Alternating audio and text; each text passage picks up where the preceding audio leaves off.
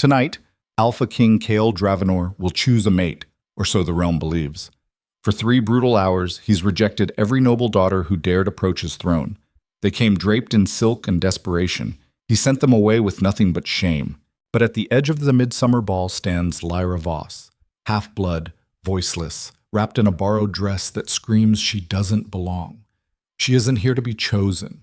She's here because her family dragged her, a living reminder of their disgrace. When the Alpha King's eyes lock onto hers, everything changes. One look, one moment, one impossible bond, and the entire kingdom will burn for it. Stick around until the end to see how a girl the world threw away becomes the most powerful queen in history. Drop a like and comment your city below. The Grand Hall of the Moonstone Palace had never looked more like a gilded cage. Lyra stood at the very edge of the ballroom, pressed against a marble column, like she could disappear into the stone itself. Her borrowed dress, a pale silver thing that her stepsister had worn 3 seasons ago, hung loose at the shoulders and tight at the waist, a constant reminder that nothing in this world was made for her. Not the dress, not the ball, certainly not the throne. Around her, the cream of the realm's nobility swirled in calculated patterns, their laughter sharp as broken glass, their perfume thick enough to choke on. Every unmarried daughter of every powerful family had come here tonight with the same desperate hope clutched tight in their jeweled hands, to catch the eye of Alpha King Kael Dravenor and become his queen. 3 hours in, and he'd rejected them all. Lyra watched from the shadows as another young woman, Lady Seraphine of House Morven, if the whispers were correct, descended the grand staircase in a gown that probably cost more than Lyra's entire life. Seraphine moved with the kind of confidence that came from never having to question whether you belonged. Her wolf was strong, her bloodline pure, her dowry obscene. She didn't stand a chance. Kael sat, no, ruled, from his position on the raised dais at the far end of the hall. Even from this distance, Lyra could feel the weight of his presence pressing down on the room like a physical thing.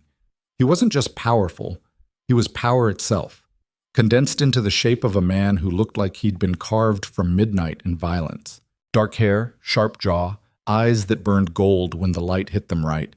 But it wasn't his looks that made grown men step back when he walked past.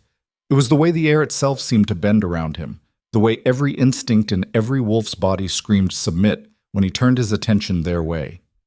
Seraphine reached the base of the dais. She sank into a curtsy so deep her forehead nearly touched the floor. "Rise," Kael said. His voice was low, almost bored. She rose and Lyra saw the exact moment hope flickered across her face. Poor girl. She actually thought she had a shot. "Your Majesty," Seraphine began, her voice honey-sweet and practiced. "House Morven would be honored to unite our bloodlines. My father offers—" "No." One word, flat, final. Seraphine's smile cracked at the edges. "But, Your Majesty, if you would only consider the advantages of—" "I said no." Kael's gaze slid past her like she'd already ceased to exist. "Next." The dismissal was so absolute, so brutal, that Lyra felt it like a slap even from across the room. Seraphine stood there for 3 heartbeats, her face cycling through shock, humiliation, rage. Then she turned and walked, not ran, because nobles didn't run, back down the stairs with her spine rigid and her hands shaking. "Damn," someone muttered nearby. "He's going to reject all of them, isn't he?" "Who does he think he is?" another voice hissed. "The bloodlines need a queen. The pack needs an heir. He can't just— He's the Alpha King. He can do whatever he wants." Lyra pulled her shawl tighter around her shoulders and tried to make herself smaller. This was exactly why she hadn't wanted to come. Her stepmother, Maris, had insisted. "You'll attend the ball with your sisters," Maris had said, her voice cold enough to frost glass. "You'll stand in the back, you'll keep your mouth shut, and you'll make us look like a complete family. After what your father did, after the shame you brought on this house, it's the least you can do." What Lyra's father had done was fall in love with a human woman. What Lyra had brought on House Voss was the audacity to exist. Half wolf, half human, unable to shift, unable to bond, unable to do any of the things that made you somebody in a world ruled by the transformed.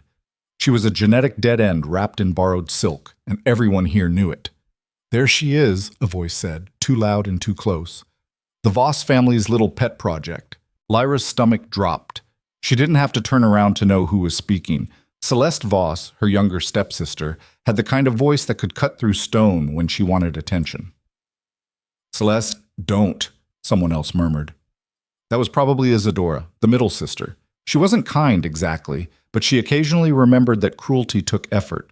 "Oh, come on," Celeste said, and now Lyra could hear her getting closer, heels clicking on marble. "I'm just checking on family. That's what we do, right? We take care of our own." Lyra turned slowly and found herself face to face with both stepsisters. Celeste wore emerald green and a smile that promised violence. Isadora wore midnight blue and an expression of careful neutrality. "You're still here," Celeste said, looking Lyra up and down like she was evaluating livestock. "I thought you'd have slipped away by now. This really isn't your scene, is it? All these wolves in one place must make you feel inadequate." "I'm fine," Lyra said quietly.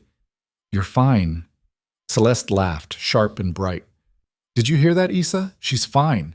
Standing here in my old dress, watching actual she-wolves compete for the king, and she's fine." "Celeste," Isadora said again, a warning. But Celeste was already winding up. She'd had 3 glasses of champagne and a lifetime of resentment, and apparently tonight was the night she planned to spend both. "Do you know what Mother said when Father told her he'd gotten some human girl pregnant? She said it was like he'd brought home a stray dog. And then you were born, and you couldn't even shift. That's enough." The voice didn't come from Lyra or Isadora. It came from behind them, low and cold and carrying the kind of authority that made Celeste's mouth snap shut mid-sentence. Lyra turned and found herself looking at a man she didn't recognize, tall, broad-shouldered, with the kind of military bearing that suggested he'd been born standing at attention. He wore the black and silver uniform of the King's Guard, and his eyes were locked on Celeste with an expression that could freeze fire. "Ladies," he said, his tone suggesting the word was negotiable, "the Alpha King requests your presence at the dais." Celeste's face lit up. "The king? He wants to— Oh, of course! Issa, come on! All 3 of you," the guard said, and his gaze flicked to Lyra for just a second. "House Voss has been summoned." The bottom dropped out of Lyra's world. No! No, no, no! This wasn't happening. She was supposed to stand in the back and be invisible. She was supposed to endure 3 hours of humiliation and then go home and never think about this night again. She was not supposed to be summoned to the Alpha King's throne. "There must be some mistake," Lyra said, and her voice came out smaller than she'd intended. I shouldn't." "The king," the guard said flatly, "does not make mistakes. Follow me." And just like that, Lyra's life ended. Well, not literally, but as she followed the guard through the crowd, Celeste practically vibrating with excitement ahead of her, Isadora moving with careful grace, Lyra felt the weight of every eye in the room turning toward them. The whispers started immediately, spreading through the hall like poison through water. "House Voss? Isn't that the family with the— Oh gods, he's not actually going to— She can't even shift." Lyra kept her eyes down and her breathing even. In and out. In and out. She'd survived worse than this. She'd survived 19 years of being the family shame, the genetic mistake, the half-blood daughter who reminded everyone that sometimes even noble wolves could make catastrophically bad choices. She could survive 5 minutes in front of a king who would take one look at her and send her away. The crowd parted as they approached the dais, and for the first time all night, Lyra got a clear view of Alpha King Kael Dravenor. Her heart stopped. She'd seen him from a distance, of course. Everyone had. But up close, the man wasn't just powerful. He was overwhelming. Everything about him was sharp edges and controlled violence, from the way he sat on his throne like it was a weapon to the way his gaze tracked their approach with the focused intensity of a predator watching prey. He was dressed in black, because of course he was. Black suit, black shirt, the only color the silver wolf's head sigil pinned at his collar. His hands rested on the arms of his throne, relaxed, but Lyra could see the tension in his shoulders, the coiled readiness that said he could move from sitting to killing in less than a heartbeat. And his eyes? Gold. Burning gold, like molten metal, like wildfire, like nothing Lyra had ever seen. Those eyes swept over Celeste, dismissed her, moved to Isadora, dismissed her too, then landed on Lyra, and stopped. The air in the room changed. Lyra felt it like a drop in pressure, like the moment before lightning struck. Around her, conversations died mid-word. Even Celeste went quiet, her excitement curdling into confusion. Kale stood. The movement was fluid, controlled, but something about it made every wolf in the room take an involuntary step back. Power rippled outward from him in waves, pressing down on the crowd until Lyra could hear people's breathing go shallow. He descended the dais steps, 1, 2, 3, and walked toward them. No, not them. Her. Lyra's entire body locked up. Every instinct she had screamed at her to run, to hide, to do literally anything except stand there while the most powerful alpha in 5 kingdoms walked toward her with an expression she couldn't read. He stopped 3 feet away, close enough that she could see the muscle ticking in his jaw, close enough that she could smell him, winter and smoke, and something wild underneath, something that made her wolf blood sing even though she'd never shifted a day in her life. "You," Kale said. Lyra's mouth went dry. "Your Majesty." She didn't curtsy. She should have. It was expected, required, the absolute bare minimum of respect you showed to a king, but her legs wouldn't cooperate and her body had decided that freezing in place was a better survival strategy than bowing. Kale's eyes narrowed. "Name." "Lyra Voss, Your Majesty." "Lyra Voss," he repeated like he was testing how it tasted. His gaze raked over her, not sexual, not exactly, but assessing, cataloging. "House Voss, the half-blood." It wasn't a question. Everyone in this room knew exactly what she was. "Yes, Your Majesty," Lyra said, and something in her chest cracked at having to confirm it out loud, here, in front of everyone. "She's not a proper candidate, Your Majesty," Celeste said, stepping forward with her most winning smile. "I'm the eldest true-born daughter of House Voss. If you're considering our family, I would be honored to what—" "I wasn't talking to you." Kale didn't even look at Celeste when he said it. His entire focus remained locked on Lyra, and the intensity of it was like standing too close to a bonfire. Celeste's smile cracked. "But Your Majesty, surely you can't mean—" "Step back." 2 words. Quiet. Absolute. Celeste stepped back. The crowd was utterly silent now. Lyra could hear her own heartbeat thundering in her ears, could feel sweat starting to beat at the base of her spine despite the cool air. This wasn't happening. This couldn't be happening. Kings didn't look at girls like her. They didn't stop entire balls to walk across a room, and Kyle moved closer. Another foot. Then another. Now he was close enough to touch, and Lyra's body didn't know whether to lean toward him or away. She settled for standing perfectly still and praying he couldn't hear the way her breath had gone ragged. "Look at me," Kale said. Lyra's eyes had been fixed somewhere around his collar. Now, slowly, because refusing a direct order from the Alpha King was a good way to get your throat ripped out, she raised her gaze to meet his. The impact was physical. The world tilted sideways. Something clicked in Lyra's chest, deep and primal, and utterly terrifying, like a lock she hadn't known existed suddenly slamming into place. Kael's pupils dilated, his nostrils flared, and for one fraction of a second, his control, that iron grip he held on every emotion, every reaction, slipped. "No," he said, but he wasn't talking to her. He was talking to himself. "No, this isn't—" He didn't finish the sentence. Instead, he reached out and grabbed Lyra's wrist. The contact was electric. Lyra gasped, actually gasped like a girl in some cheap romance novel, and tried to pull away, but Kael's grip was unbreakable. "What are you?" he demanded, and there was something desperate underneath the command now, something raw. "What the hell are you?" "I don't—" Lyra couldn't think. Her skin was on fire where he touched her, and her wolf blood, that useless broken thing inside her that had never amounted to anything, was howling. "I'm nobody. I'm nothing. Please, Your Majesty. I don't—" "Don't lie to me." "I'm not lying."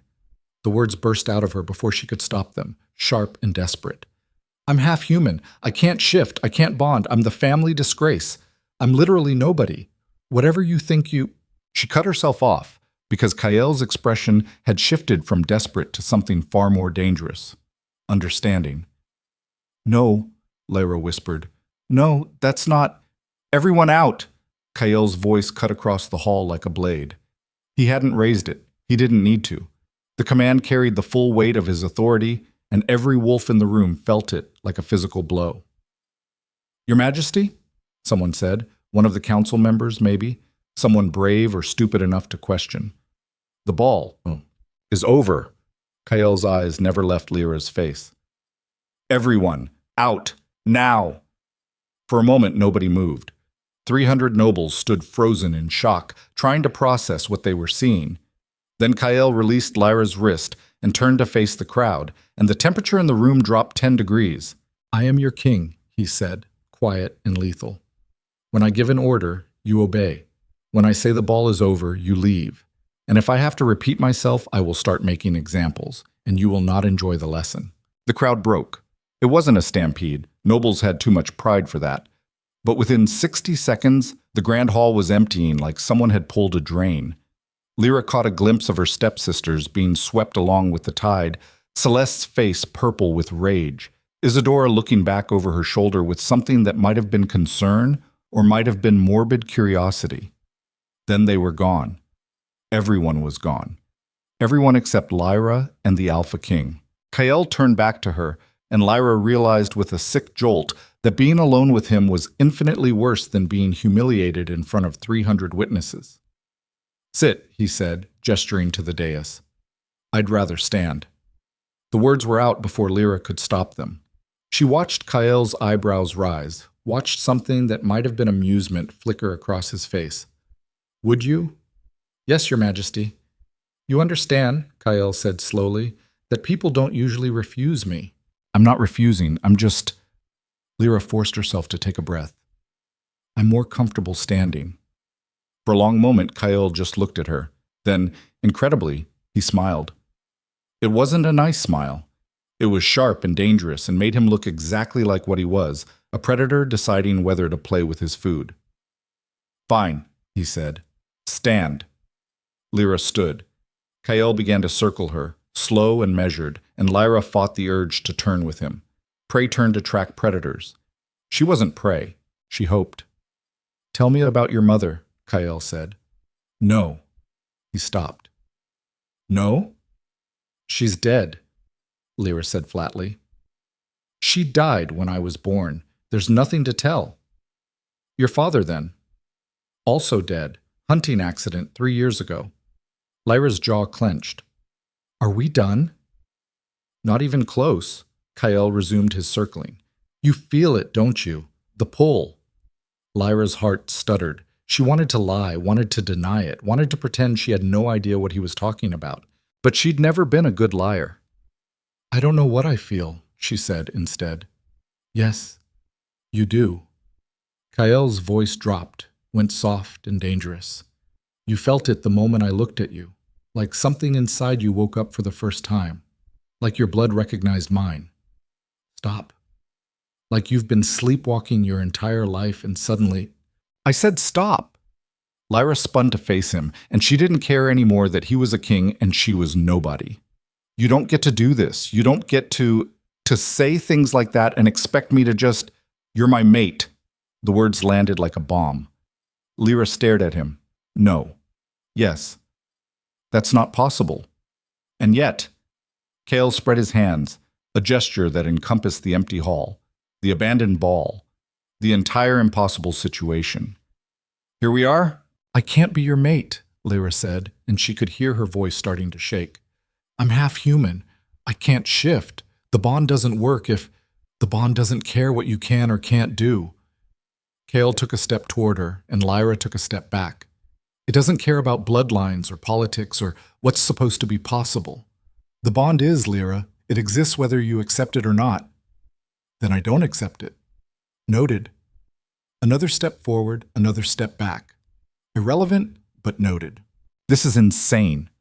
Lyra's back hit a column, and she realized with a spike of panic that she'd run out of room to retreat. "You're insane. I'm going home." She tried to push past him. Kael caught her arm, gently this time, but the contact still sent lightning through her veins and pulled her back. "You're not going anywhere. You can't keep me here. I'm the Alpha King." His face was inches from hers now, gold eyes burning. "I can do whatever I want." "Then you're a tyrant," Lyra spat, "and I want nothing to do with you." Something flashed across Kael's face. Hurt, maybe, or shock that someone had actually said it out loud. Then it was gone, buried under layers of control. Too bad, he said softly. Because you're mine now. I don't belong to anyone. You belong to me. His hand tightened on her arm, not painful but possessive. From the moment our eyes met, you became mine. My mate, my queen, I will never be your queen. Kael went very still. Why not? Because I'm not enough. The words ripped out of her, loud and raw and bleeding with years of pain. I will never be enough for you or your kingdom or your court. I can't shift. I can't give you a proper bond. I can't give you heirs. I'm a genetic dead end wrapped in borrowed clothes, and everyone in this palace knows it. So whatever you think you want from me, whatever this bond is supposed to be, it won't work. It can't work. And I'm not going to stand here and pretend otherwise just to make you feel better about your broken instincts. Silence. Lyra's chest heaved. She'd said too much. She always said too much when she was cornered, and now Kael was going to. He kissed her. 1 second he was standing there processing her words, and the next his mouth was on hers, hard and hungry and claiming, and Lyra's entire nervous system short-circuited. She should pull away. She should slap him. She should do literally anything except what she was doing, which was kissing him back like her life depended on it. But gods, he tasted like winter storms and bad decisions, and her body didn't care that this was wrong, that he was a king and she was a mistake, that this was going to end in disaster. Her body only knew that this, right here, was what it had been missing for 19 years. Kael pulled back first, breathing hard. His pupils were blown wide, his control visibly fraying. Still think I have broken instincts? He said roughly. Lyra's hand flew up and cracked across his face before she knew she was moving. The slap echoed through the empty hall. Kael's head snapped to the side. He touched his cheek, almost curious, then turned back to look at her. Feel better? He asked. No, Lyra said, and she was shaking now, shaking with rage and fear, and that damned bond singing through her veins. You don't get to kiss me. You don't get to claim me. You don't get to decide my entire future because of some genetic accident. I don't care if you're the Alpha King. I don't care if you think we're mates. I am leaving this palace, and you are going to let me go. No. Why not? Because, Kael said, and for the first time since this whole nightmare started, his expression softened. I've spent my entire life looking for something I couldn't name. Power, control, purpose. And the moment I saw you, I understood. It wasn't any of those things. It was you. You're what I've been looking for. That's not romantic, Lyra said bitterly. That's terrifying. I know. He reached out slowly, giving her time to pull away, and tucked a strand of hair behind her ear. But I'm not letting you go. Not now. Not ever. You're making a mistake. Probably. His thumb brushed across her cheekbone. But you're my mistake now. Lyra's throat tightened. She wanted to scream at him, wanted to fight, wanted to do anything except feel the way his touch made her skin sing. My family, she started, will learn to live with disappointment. The court will never accept me. The court accepts what I tell them to accept. I can't shift. I don't care. I can't give you heirs. We'll figure it out. Kael, Your Majesty, he corrected gently. Kael, Lyra repeated, defiant, this won't work. It can't. You need a queen who can match you, who can stand beside you as an equal. I'm not. You already are, Kael said, and there was something fierce in his voice now, something that made Lyra's breath catch. You're the only person in this entire kingdom who's looked me in the eye and told me no. You're the only person who's challenged me, questioned me, slapped me. A wry smile. And you're the only person I've ever wanted to keep. So yes, Lyra Voss, you are enough. You are more than enough. And whether you believe it or not, you are exactly what I need. Lyra's eyes burned. She would not cry. She would not cry in front of this man who was systematically dismantling every defense she'd ever built. I hate you, she whispered. I know. I will fight you every step of the way. I'm counting on it. You're impossible. So I've been told. Kael stepped back, and the loss of his proximity felt like losing a limb. Now, you have two choices. You can walk out of this palace right now, go back to your family, and spend the rest of your life wondering what could have been. Or you can stay. Give us a chance. See if maybe, just maybe, the bond knows something we don't. And if I choose to leave? Something dark flickered across Kael's face. Then I'll let you go. Because I want you to choose me, Lyra. Not the crown, not the bond. Me. It was the first honest thing he'd said all night. Lyra looked at him, really looked at him, and saw past the power and the control to the man underneath. A man who was just as terrified as she was. A man who'd just thrown away 3 hours of noble daughters because his instincts had locked onto a half-blood girl in a borrowed dress. A man who was giving her a choice when he could have simply taken what he wanted. I need time, Lyra said finally. How much? I don't know. A day, a week, you have until morning. That's not enough. It's all I can give you. Kael's jaw clenched. Because if you walk out that door, Lyra, the bond is going to drive me insane. And I need to know, before dawn, before I do something we'll both regret, whether you're staying or going. Lyra's hands curled into fists. Fine. Morning. I'll have a room prepared for you. I'm going back to my family's residence. Absolutely not. The command in his voice was back, full force. You're staying here, in the palace, where I can... He caught himself. Where you'll be safe. Safe from what? From everyone who's going to want to destroy you the moment they figure out what you are to me. Oh. Lyra hadn't thought of that. One night, she said, in the palace.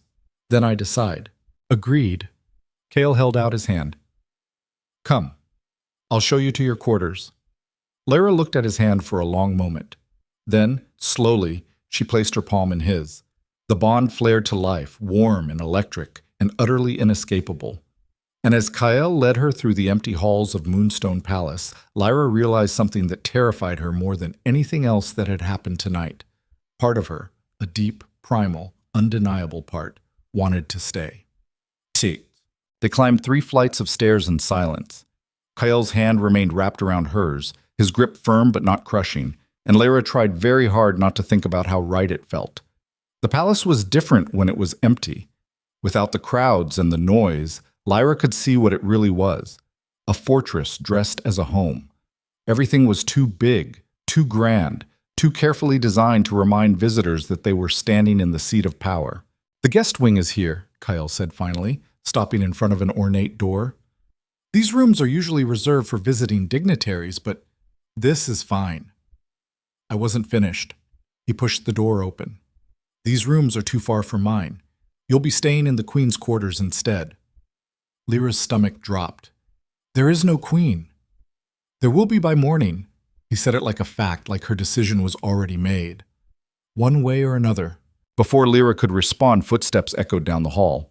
Both of them turned to see a woman approaching, middle-aged, severe-looking, with her hair pulled back in a tight bun and her dress cut in the practical style of palace staff. Your Majesty, the woman said, dropping into a brief curtsy. Her eyes flicked to Lyra, cataloging everything in one sharp glance. I've prepared the Queen's quarters as requested. Thank you, Meredith. Kael's thumb brushed across Lyra's knuckles, a gesture so casual and possessive that Lyra nearly pulled away. This is Lyra Voss. She'll be staying with us tonight, possibly longer. Meredith's expression didn't change, but Lyra caught the slight widening of her eyes. Of course, Your Majesty. Shall I... show her to the quarters. Make sure she has everything she needs. And Meredith? Kael's voice dropped, went cold. If anyone disturbs her, anyone, you come find me immediately. Understood? Yes, Your Majesty. Kael turned back to Lyra. I'll come find you at dawn. We'll talk then. What if I'm not here at dawn? Then I'll come find you anyway. He lifted her hand to his lips, pressed a kiss to her knuckles that made her entire arm tingle. Sleep well, Lyra. He released her hand and walked away before she could respond, his footsteps fading into the distance. Lyra stood there, feeling suddenly untethered, until Meredith cleared her throat. Miss Voss? This way, please. The queen's quarters were obscene. Lyra had grown up in a noble house, so she was used to wealth. But this was different. This wasn't wealth, it was power translated into physical space. The main room was larger than her entire bedroom back home, with vaulted ceilings and windows that overlooked the palace gardens. The furniture was antique and obviously priceless.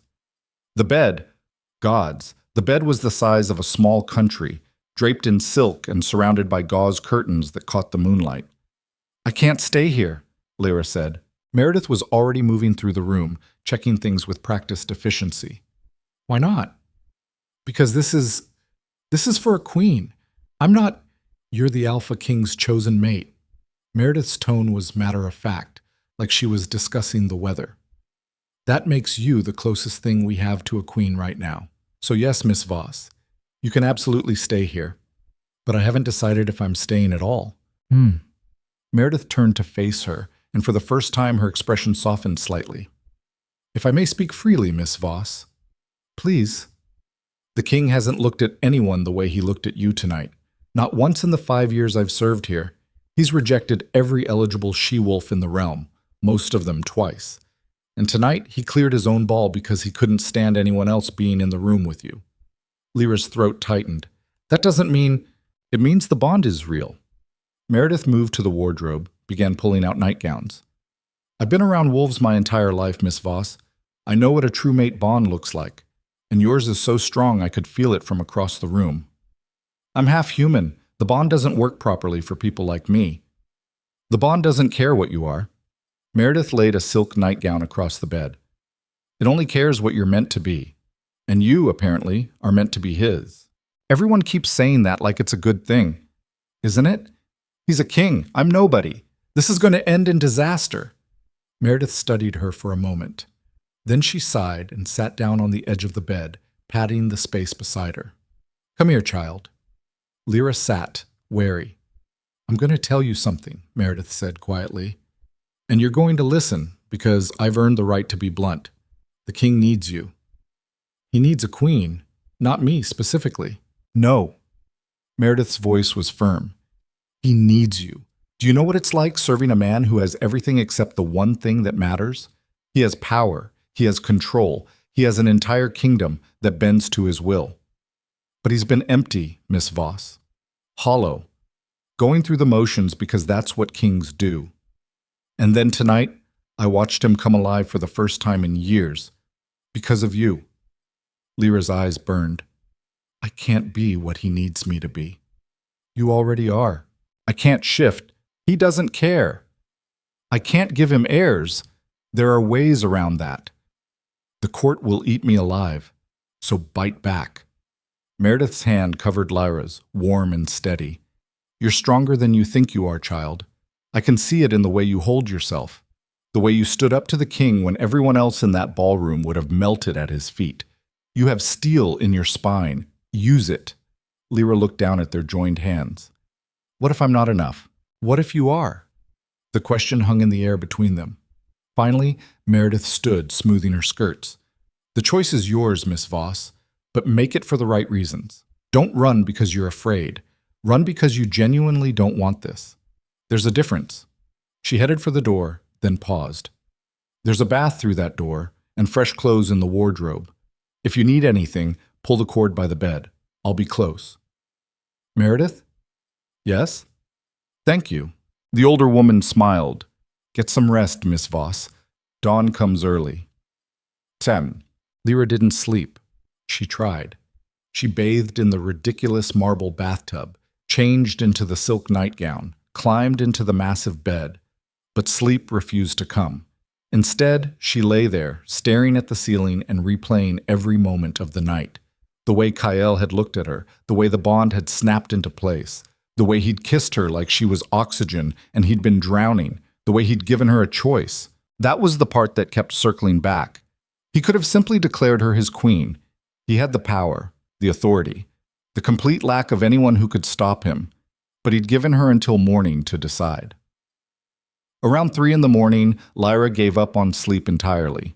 She wrapped herself in a robe she found in the wardrobe, silk, of course, because everything in this palace was silk or gold or both, and padded over to the windows. The palace gardens stretched out below her, silver in the moonlight. Somewhere out there, beyond the walls, was the life she'd known. Her stepmother's cold house, her stepsister's casual cruelty, the constant reminder that she didn't belong anywhere. And here, behind her, was the impossible alternative. A king who claimed she was his mate. A bond that sang in her veins, a future that terrified her more than anything she'd ever faced. Can't sleep either? Lyra spun around, heart hammering. Kale stood in the doorway of her room. Her room. How had he even gotten in? Dressed in loose black pants and a shirt that wasn't fully buttoned. His hair was disheveled, his feet were bare, and he looked about as far from the controlled Alpha King as it was possible to get. "How did you—" Lyra started. "Connecting door." He gestured to a section of wall she hadn't noticed. These quarters were designed for a king and queen who might need privacy but not complete separation. "I can lock it from my side if you—" "That would be good," Lyra said quickly. "But I'm not going to." Kael stepped into the room, and Lyra was suddenly very aware that she was wearing nothing but a nightgown and a robe. "Not until I know you're safe. I'm in your palace, surrounded by your guards. How much safer could I be?" "You'd be surprised." Kael moved to the window, standing beside her but not touching. "There are people who would see you dead rather than crowned. People who think a half-blood queen would weaken the kingdom." "They're probably right. They're absolutely wrong." He turned to face her, and the intensity in his eyes made Lyra's breath catch. "Power isn't about bloodlines, Lyra. It's about will. And you have more will than anyone I've ever met. You don't know me. I know you told me no. I know you slapped me. I know you're standing here at 3 a.m, terrified and furious, and still refusing to run." His hand came up, cupped her cheek. "I know enough." Lyra should pull away. Every logical part of her brain was screaming at her to pull away. She leaned into his touch instead. "This is a mistake," she whispered. "Probably. I'm going to ruin everything." "Impossible." "Kael, tell me you don't feel it," he said roughly. "Tell me the bond is just in my head. Tell me you don't lie awake at night wondering what would happen if you just—" She kissed him. She didn't plan it, didn't think about it, just rose up on her toes and pressed her mouth to his and let the bond sweep through her like wildfire. Kael made a sound low in his throat, half growl, half surrender, and pulled her closer. His hand slid into her hair, tilted her head, deepened the kiss until Lyra couldn't think, couldn't breathe, couldn't do anything except feel. This was dangerous. This was stupid. This was going to end in disaster. Lyra didn't care. When they finally broke apart, both breathing hard, Kael rested his forehead against hers. "Stay," he said. "Please, just stay." And Lyra, standing in a palace that wasn't hers, wrapped in the arms of a king she'd met hours ago, felt something inside her shift. Settle. Choose. "Okay," she whispered. Kael went very still. "Okay? I'll stay. I'll try. This whole mate thing, this whole queen thing, I'll try." "You mean it?" "I'm terrified, and I think you're insane, and I'm probably going to regret this tomorrow. But yes, I mean it." The smile that broke across Kael's face was blinding. Then the door to Lyra's room exploded inward. Wood splintered, hinges screamed, and through the wreckage stepped 3 figures, 2 women and a man, dressed in the black and silver of House Voss. Lyra's stepmother, her stepsisters, and the family guard. Maris Voss took one look at Lyra in Kael's arms, and her face twisted with rage. "There you are, you little whore!" She didn't get to finish the sentence. Kael moved between them so fast Lyra didn't even see him blur. One second he was holding her, the next he was standing between Lyra and her family with murder in his eyes. "That," he said, voice deadly quiet, "is your queen you're speaking to." "She is not." "She is." Power rolled off Kael in waves, pressing down on the room until the family guard dropped to his knees. "As of 3 minutes ago, when she agreed to accept our bond, which means you just broke into the queen's private quarters, which means you just called the queen a whore, which means—" "We're here to take back our daughter," Maris said, but Lyra could hear the fear creeping into her voice. "She was taken without permission, without proper courtship, without—" "She wasn't taken. She was chosen. There's a difference. She's half-blood. She can't even shift. She's not fit to— Enough! The word cracked across the room like thunder. Celeste and Isadora both flinched. The guard actually whimpered. "You will leave," Kael said, each word precise and lethal. "Now. And if you ever speak to her like that again, I will forget that you're nobility. I will forget that you're her family, and I will remind you what happens to people who threaten what's mine." "Your Majesty, please," Maris tried.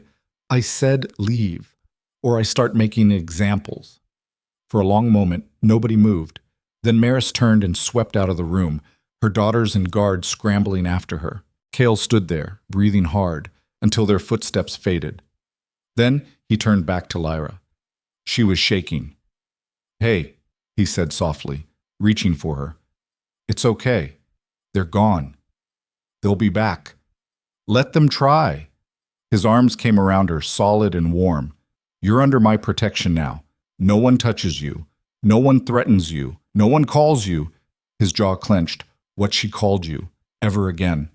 Lyra buried her face in his chest and tried not to fall apart. This was real.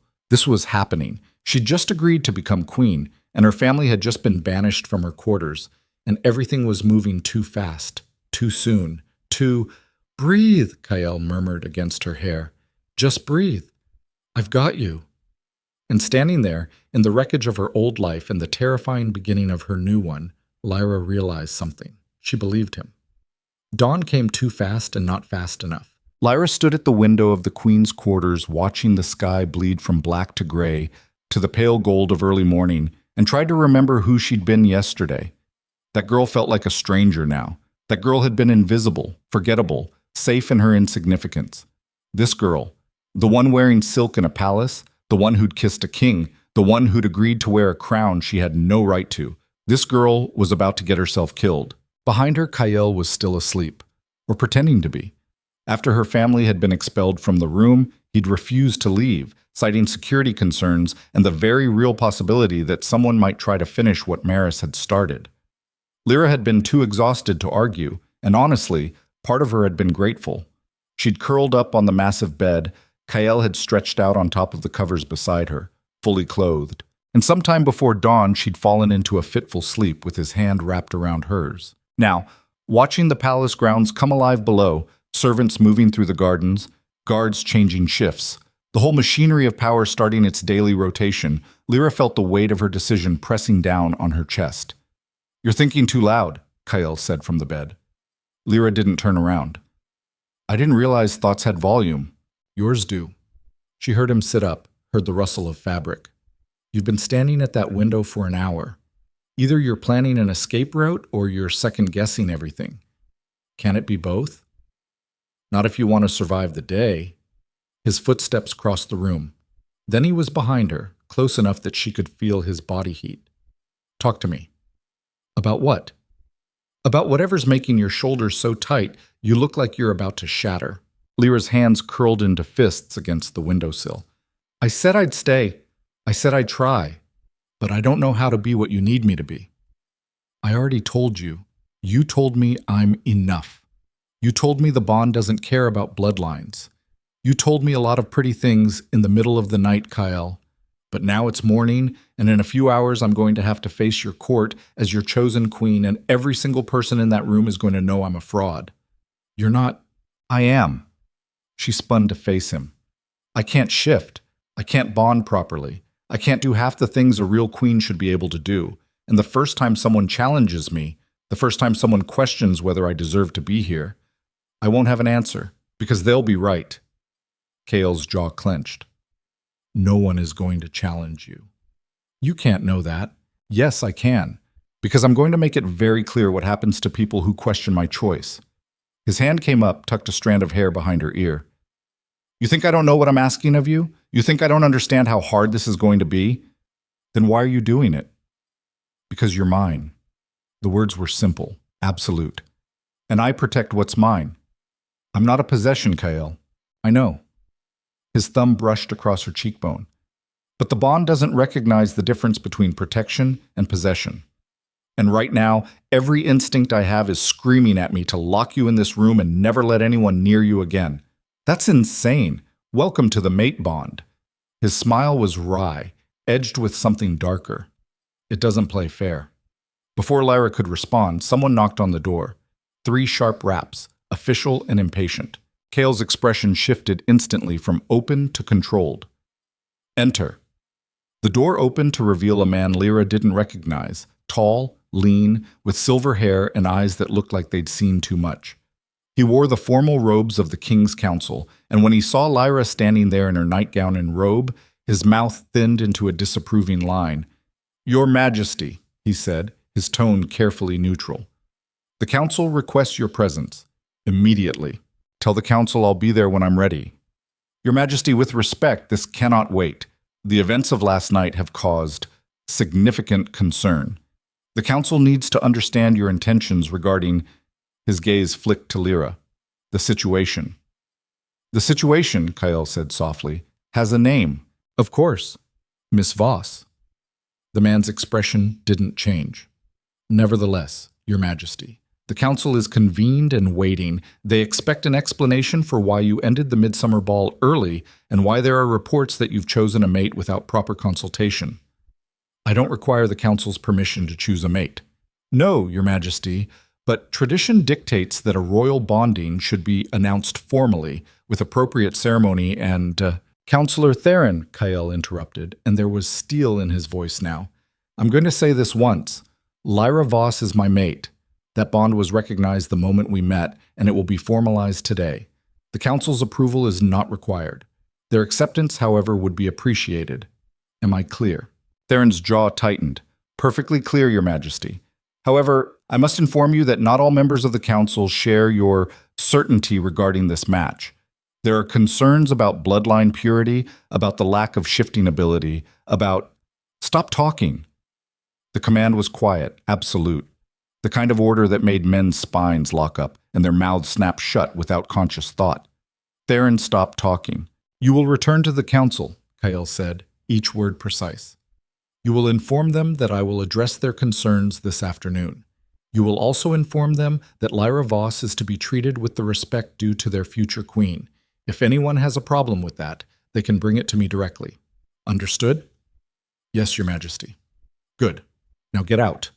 Theron bowed, stiff, formal, barely masking his displeasure, and left. The moment the door closed, Lyra let out a breath she hadn't known she was holding. That went well. That was nothing. Kyle turned to face her fully. Theron is a political creature. He'll push to see how far he can go, but he knows better than to actually cross me. The real challenges will come this afternoon, when the full council convenes. What kind of challenges? The kind where they try to convince me that you're unsuitable, that the bond is a mistake, that I should break it and choose someone more appropriate. Lyra's stomach dropped. Can you break it? Theoretically. Kale's expression went dark. It would require a formal rejection ritual, witnessed by the council and sanctioned by pack law. It's incredibly rare, usually only invoked in cases where the bond is proven to be false or manipulated. And if you did it, I'd probably go insane. He said it matter-of-factly, like he was discussing the weather. True mate bonds aren't meant to be broken. The psychological damage would be significant. Kyle, I'm not breaking it. His hands came up to frame her face. I don't care what the council says. I don't care what tradition demands. You are mine, Lyra, and I am keeping you. The possessiveness in his voice should have terrified her, should have sent her running for the door. Instead, it made something deep inside her purr with satisfaction. We need to prepare you, Kyle said, stepping back. The council meets at noon. You'll need appropriate clothing, some basic instruction on protocol, and I'm not going. Kale stopped. What? To the council meeting. I'm not going. Lyra crossed her arms. You said yourself they're going to try to convince you I'm unsuitable. Why would I walk into that? So they can tear me apart in person? Because if you don't face them now, you never will. Kale's voice was firm. You think it gets easier if you hide? It doesn't. It gets harder. Every day you avoid them is another day they think you're weak. Maybe I am weak. You're not. He closed the distance between them in 2 strides. You're terrified, which is smart. But you're not weak. A weak woman would have run last night. A weak woman would have accepted whatever her family said, whatever society expected. You didn't. You chose to stay. You chose to fight. So fight, Lyra. Walk into that council chamber and show them what I already know, which is that you're stronger than all of them combined. Lyra wanted to believe him, wanted it so badly it hurt. What if I freeze? She asked quietly. What if I stand there and can't speak? Can't defend myself? Can't do anything except prove them right? Then I'll speak for you. Kyle's hand found hers, threaded their fingers together. You're not alone in this. Whatever happens in that chamber, we face it together. The door opened again, no knock this time, and Meredith swept in carrying what looked like half a wardrobe's worth of fabric. Good. You're both up, she said briskly. We have 4 hours to make Miss Voss presentable for the council, and frankly, that's not nearly enough time. Meredith, Lyra started, I don't think— No one cares what you think, dear. You're about to become queen. That means you wear what I tell you to wear. You stand how I tell you to stand, and you smile even when you want to scream. Understood? Despite everything, Lyra felt a smile tug at her mouth. Yes, ma'am. Good girl. Meredith turned to Kyle. You? Out. I need to work, and you hovering isn't going to help. I'm the Alpha King, and I'm the woman who changed your diapers. Out. Kale looked like he wanted to argue. Then he glanced at Lyra, seemed to read something in her expression, and nodded. I'll be in my study if you need me. He left. Meredith immediately began unpacking her armload of clothing onto the bed. Now then, she said, all business, let's talk about armor. Armor? That's what clothing is, Miss Voss, especially for a woman in your position. The council is going to look at you and see weakness. Our job is to make them think twice. She pulled out a dress, deep burgundy, structured, with a high collar and long sleeves. This should do nicely, dignified without being apologetic, strong without being aggressive. Lyra reached out to touch the fabric. It was heavier than she'd expected, almost like armor indeed. What else do I need to know? Don't apologize, don't explain, don't justify your existence. Meredith's eyes met hers. The moment you start defending yourself, you've already lost. You're the king's chosen mate. That's all the justification you need. But no buts. Listen to me, child. These men, and they will mostly be men, are going to try to make you feel small, unworthy, less than. It's what they do to anyone who threatens the established order. Your job is to stand there and refuse to shrink. I don't know if I can. You can. Meredith's hand gripped her shoulder. You're going to walk into that chamber, and you're going to remember that you belong there. Not because of bloodlines or shifting ability or any of the things they think matter, but because the king chose you, and the king doesn't make mistakes. Lyra swallowed hard. What if he did? What if this whole thing is just— It's not. Meredith's voice was firm. I've known that man since he was a boy. I've watched him shoulder responsibilities that would break lesser men. I've seen him make impossible decisions with perfect control. And I've never, not once, seen him lose that control until he looked at you. That's not necessarily a good thing. Maybe not, Meredith smiled. But it's real, and real is better than perfect any day. 3 hours later, Lyra stood in front of a mirror and barely recognized herself. The dress fit like it had been made for her, which Meredith had explained it had been. Cale had apparently commissioned an entire wardrobe the moment he'd decided she was staying, and his seamstresses had worked through the night to finish this one piece. The burgundy fabric hugged her frame without being tight, structured enough to give her presence without making her look like she was trying too hard. The high collar framed her face, and the long sleeves covered the nervous trembling in her hands. Her hair had been pulled back in an elegant twist, not a strand out of place, and someone had applied just enough makeup to make her look polished without painted. She looked like a queen. She felt like an imposter. Stop that, Meredith said from behind her. Stop what? Looking for flaws. You're perfect. I'm terrified. Good. Terrified means you understand what's at stake. Meredith adjusted the fall of Lyra's sleeve. The king will meet you outside the council chamber. He'll escort you in. You'll stand beside his chair. Not behind it, beside it. And you'll let him handle the talking unless you're directly addressed. If you are addressed, Answer truthfully but briefly. Don't elaborate. Don't apologize.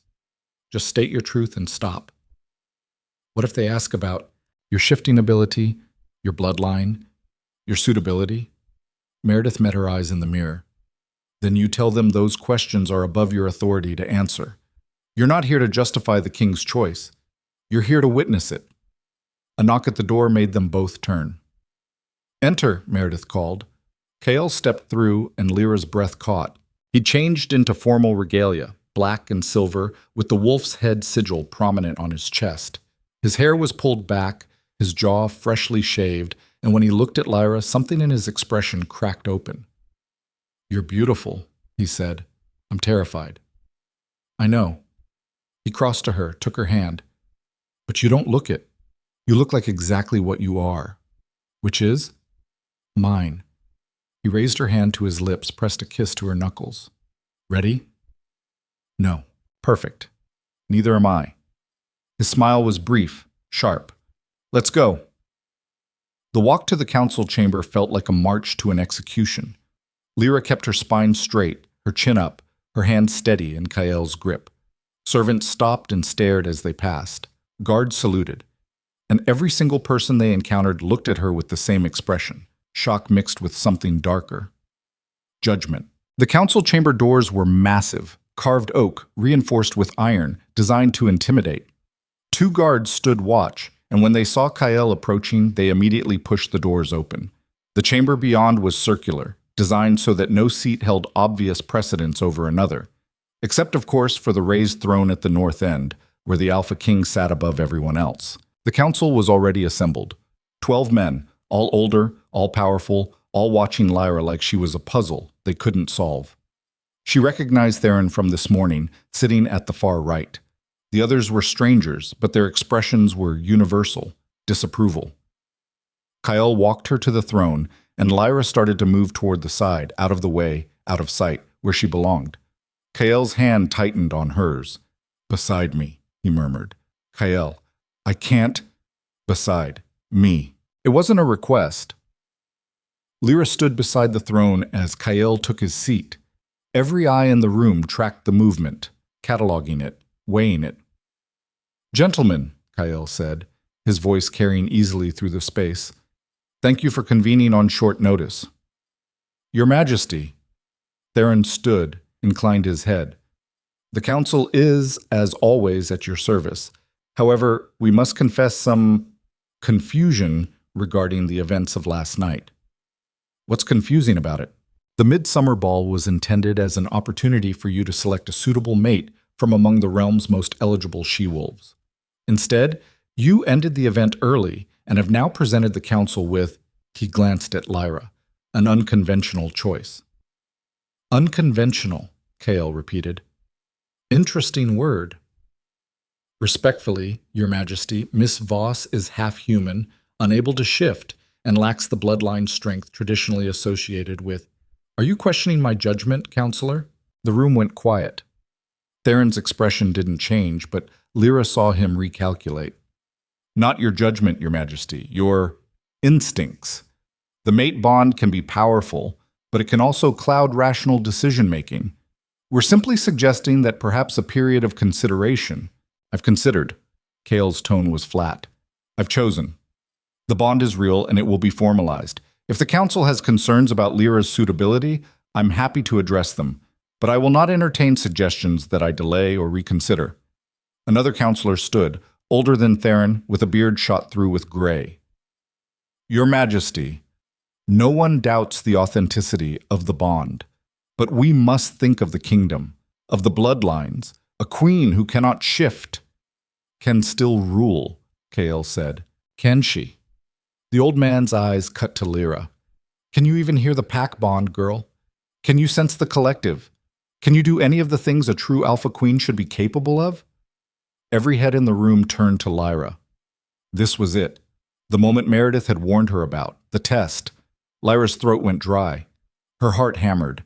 Every instinct screamed at her to defer, to apologize, to admit that no, she couldn't do those things. She was broken and wrong. And no, she said clearly. The room went still. I can't hear the pack bond, Lyra continued, and her voice didn't shake. I can't shift. I can't do half the things a traditional queen would be expected to do. But I can think, I can learn, and I can stand beside a king who believes I'm worth the risk. She met the old man's eyes. If that's not enough for you, counselor, I'm sorry. But it's enough for him. And that's what matters. Silence. Then Kael stood, and the temperature in the room dropped. Counselor Darius, he said softly, did you just demand my mate justify her existence to you? Darius paled. Your Majesty, I meant no disrespect. You questioned her directly, in front of the full council, knowing she's under my protection. Kael's voice was deadly quiet. That sounds like disrespect to me. I was simply... You were testing her. Fine. She answered. Now I have a question for you. Kael descended from the throne, and every man in the room leaned back unconsciously. Do you think you're qualified to judge my choice of mate? No, Your Majesty, of course not. Then sit down and remember your place. Darius sat. Kael turned to address the full council. Let me be absolutely clear. Lyra Voss is my mate. She will be my queen. The bond will be formalized within the week. If any of you have a problem with that, now is the time to speak. No one spoke. Good. Kael's hand found Lyra's, pulled her forward.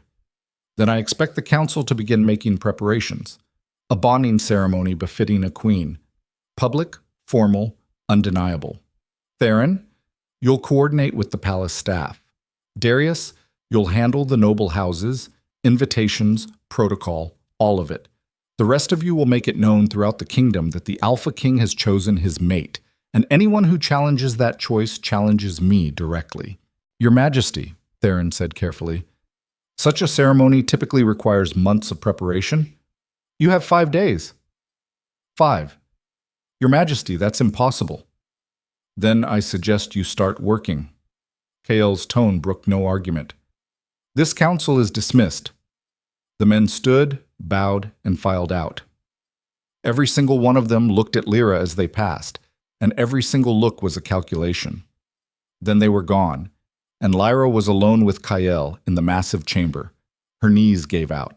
Kael caught her before she hit the floor, pulling her against his chest. I've got you? That was... Lyra couldn't finish the sentence. Her whole body was shaking. You were perfect. I was terrified. You didn't show it. His hand stroked through her hair. You stood there and told them the truth. You didn't apologize. You didn't shrink. You were exactly what I knew you could be. They hate me. They fear you. There's a difference. Kael pulled back just enough to look at her face. Fear I can work with. Kael, 5 days, that's not enough time. It's all the time I'm willing to give them to try to undermine you. His jaw was set. Every day we delay is another day for them to scheme, to plot, to try to find a way to break the bond. I'm not giving them that opportunity. But a bonding ceremony will happen whether you're ready or not. His hands framed her face. I know this is fast. I know it's terrifying. But the moment I formalize our bond in front of the entire kingdom, you become untouchable. No one can question you. No one can remove you. You'll be Queen Lyra, mine and protected and safe. Or I'll be a target, Lyra said quietly. Kael's expression went dark. Then they'll learn what happens to people who target what's mine.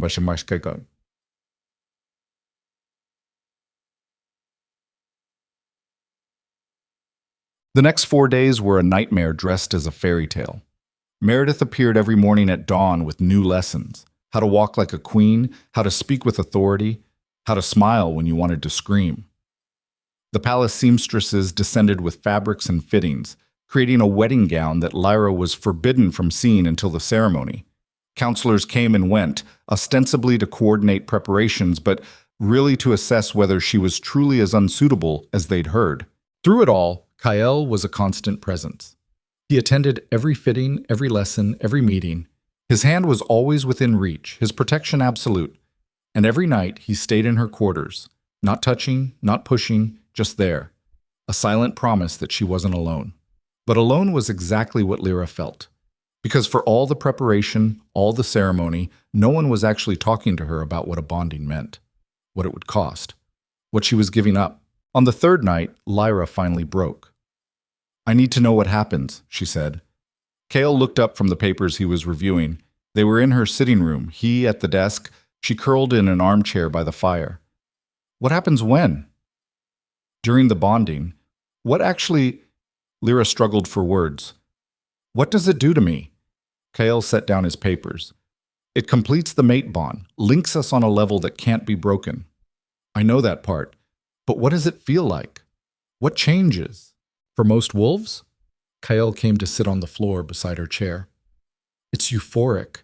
The bond settles into place, and suddenly you can feel your mate's emotions, sense their location, know when they're in danger. It's like gaining a sense you didn't know you were missing. But I'm not a full wolf. No. So what happens to me? Kale was quiet for a long moment. I don't know, he admitted finally. The bond should still work. You have enough wolf blood for that. But how it manifests, what you'll be able to feel, we won't know until it happens. And if it doesn't work, it will. But if it doesn't, Lyra. Kale's hand found hers. The bond is already there. You feel it, I know you do. The ceremony just makes it official. It doesn't create something that doesn't exist. That's not an answer. It's the only answer I have. His thumb brushed across her knuckles. I wish I could give you guarantees. I wish I could promise this will be easy and perfect and everything you hope. But I can't. All I can promise is that whatever happens, we face it together. Lyra looked at him, really looked at him. At the dark circles under his eyes from 4 days of barely sleeping. At the tension in his shoulders from the constant political maneuvering. At the way his hand gripped hers like she was the only thing anchoring him to the ground. You're scared too, she said softly. Terrified. Of what? Of losing you. The admission came out rough. Of the bond not taking. Of you waking up one day and realizing you made a mistake. Of... He cut himself off. Of what? Of not being enough for you. Kale's eyes met hers, and for the first time Lyra saw real vulnerability there. You gave up everything for this. Your family, your old life, any chance at a normal existence. And all I can offer you in return is a crown and a kingdom that doesn't want you and a king who can't promise you'll be happy. Lyra's throat tightened. I didn't give up anything worth keeping. Your freedom was an illusion. She slid off the chair to kneel beside him. You think I was free before? I was trapped. By expectations, by biology, by a family that saw me as a mistake. At least here, I'm trapped by something I chose. That's a terrible reason to stay. Maybe. Lyra's hand came up to cup his cheek. But it's my reason, and it's enough. Kyle leaned into her touch, and for just a moment he looked young, uncertain, human. I'm going to ruin your life, he murmured. Probably, Lyra agreed. But you're going to make it interesting first. He kissed her then, slow and deep and desperate, like he was trying to memorize the taste of her, and Lyra kissed him back, because somewhere in the last 4 days she'd stopped pretending this was just about the bond. She wanted this, wanted him, wanted the impossible future they were building together, even if it killed them both. The day of the bonding ceremony dawned clear and cold. Lyra woke to find Meredith already in her room, along with 3 other women she didn't recognize. They descended on her like a well-trained army, pulling her into the bath, washing her hair with oils that smelled like winter and smoke, drying her with towels so soft they felt like sin. No breakfast, Meredith said when Lyra asked. Traditional bonding ceremonies require both parties to fast until after the ritual. Something about purification and focus. I'm going to pass out. You're going to be fine. Meredith's hands were steady as she began the process of dressing Lyra. Just breathe. The gown was God's. Lyra had no words. White, but not pure white. More like moonlight given form. It flowed like water, hugged her curves without being indecent, and when she moved, it caught the light in ways that made her look like she was glowing. The neckline was high, the sleeves long and fitted, and when they placed the ceremonial crown on her head, silver and delicate, set with moonstones, Lyra looked in the mirror and saw a stranger, a queen. Perfect, Meredith breathed. Absolutely perfect. I'm going to vomit. You're going to walk out there and marry a king. Vomiting can wait. Meredith adjusted the crown slightly. Remember everything we practiced.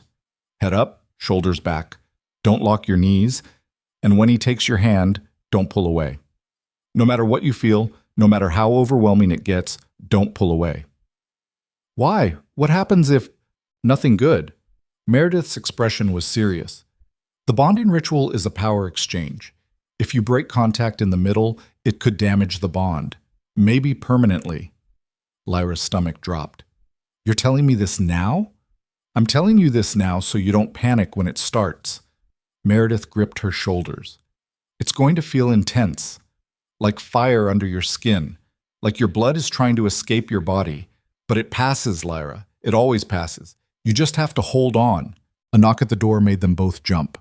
It's time, a voice called. Meredith took a breath. Ready? No. Good answer. Let's go.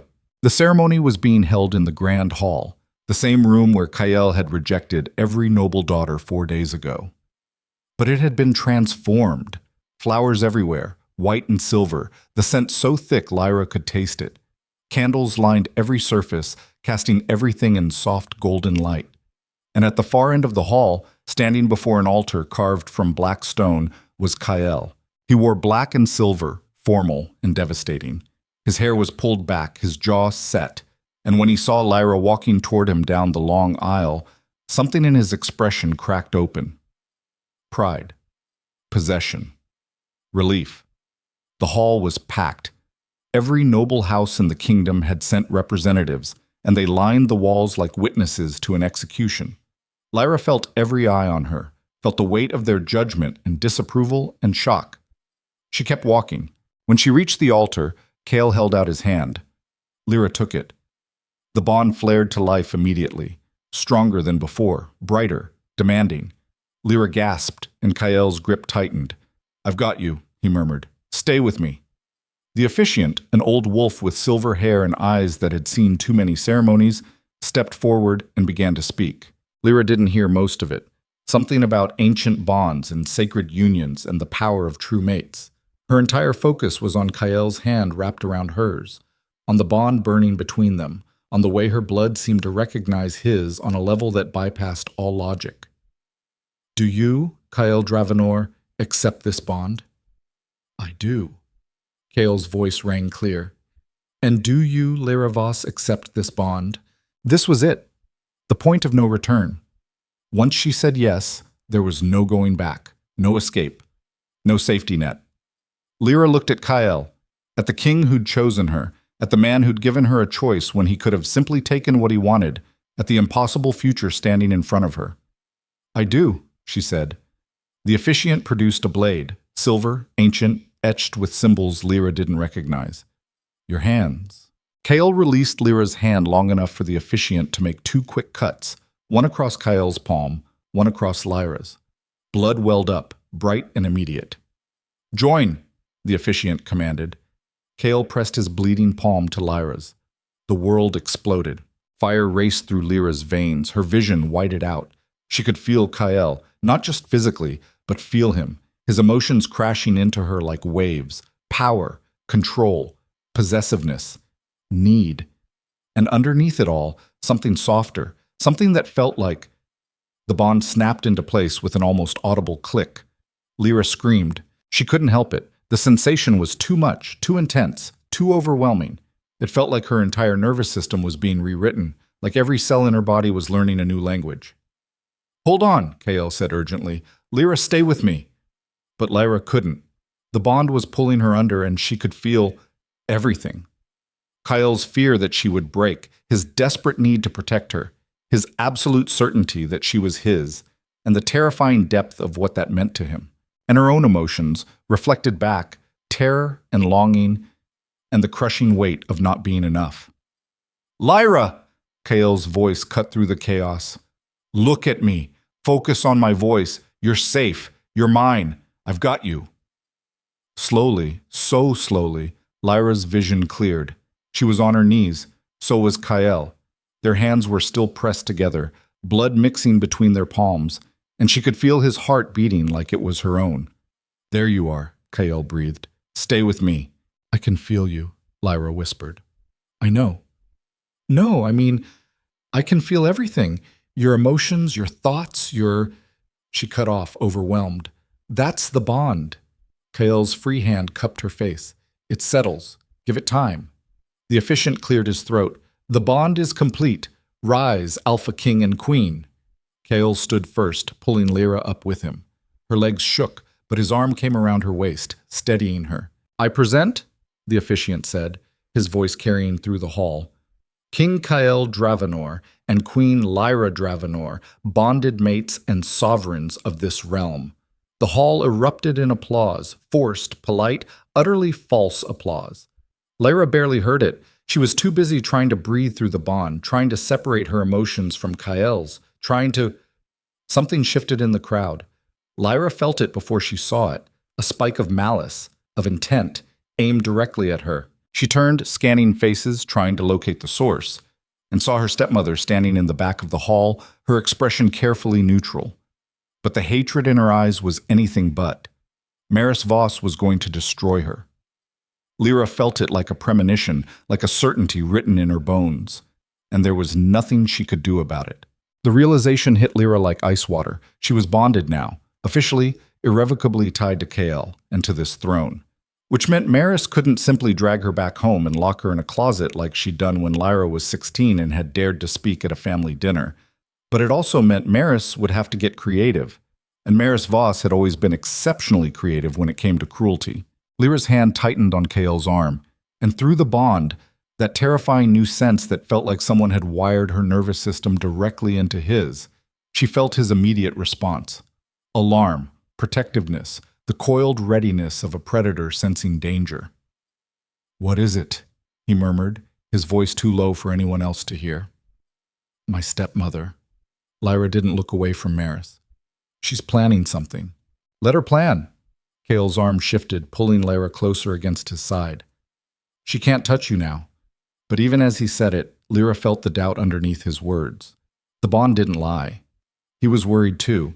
The reception that followed the ceremony was held in the palace's great ballroom, and it was every bit as excruciating as Lyra had feared.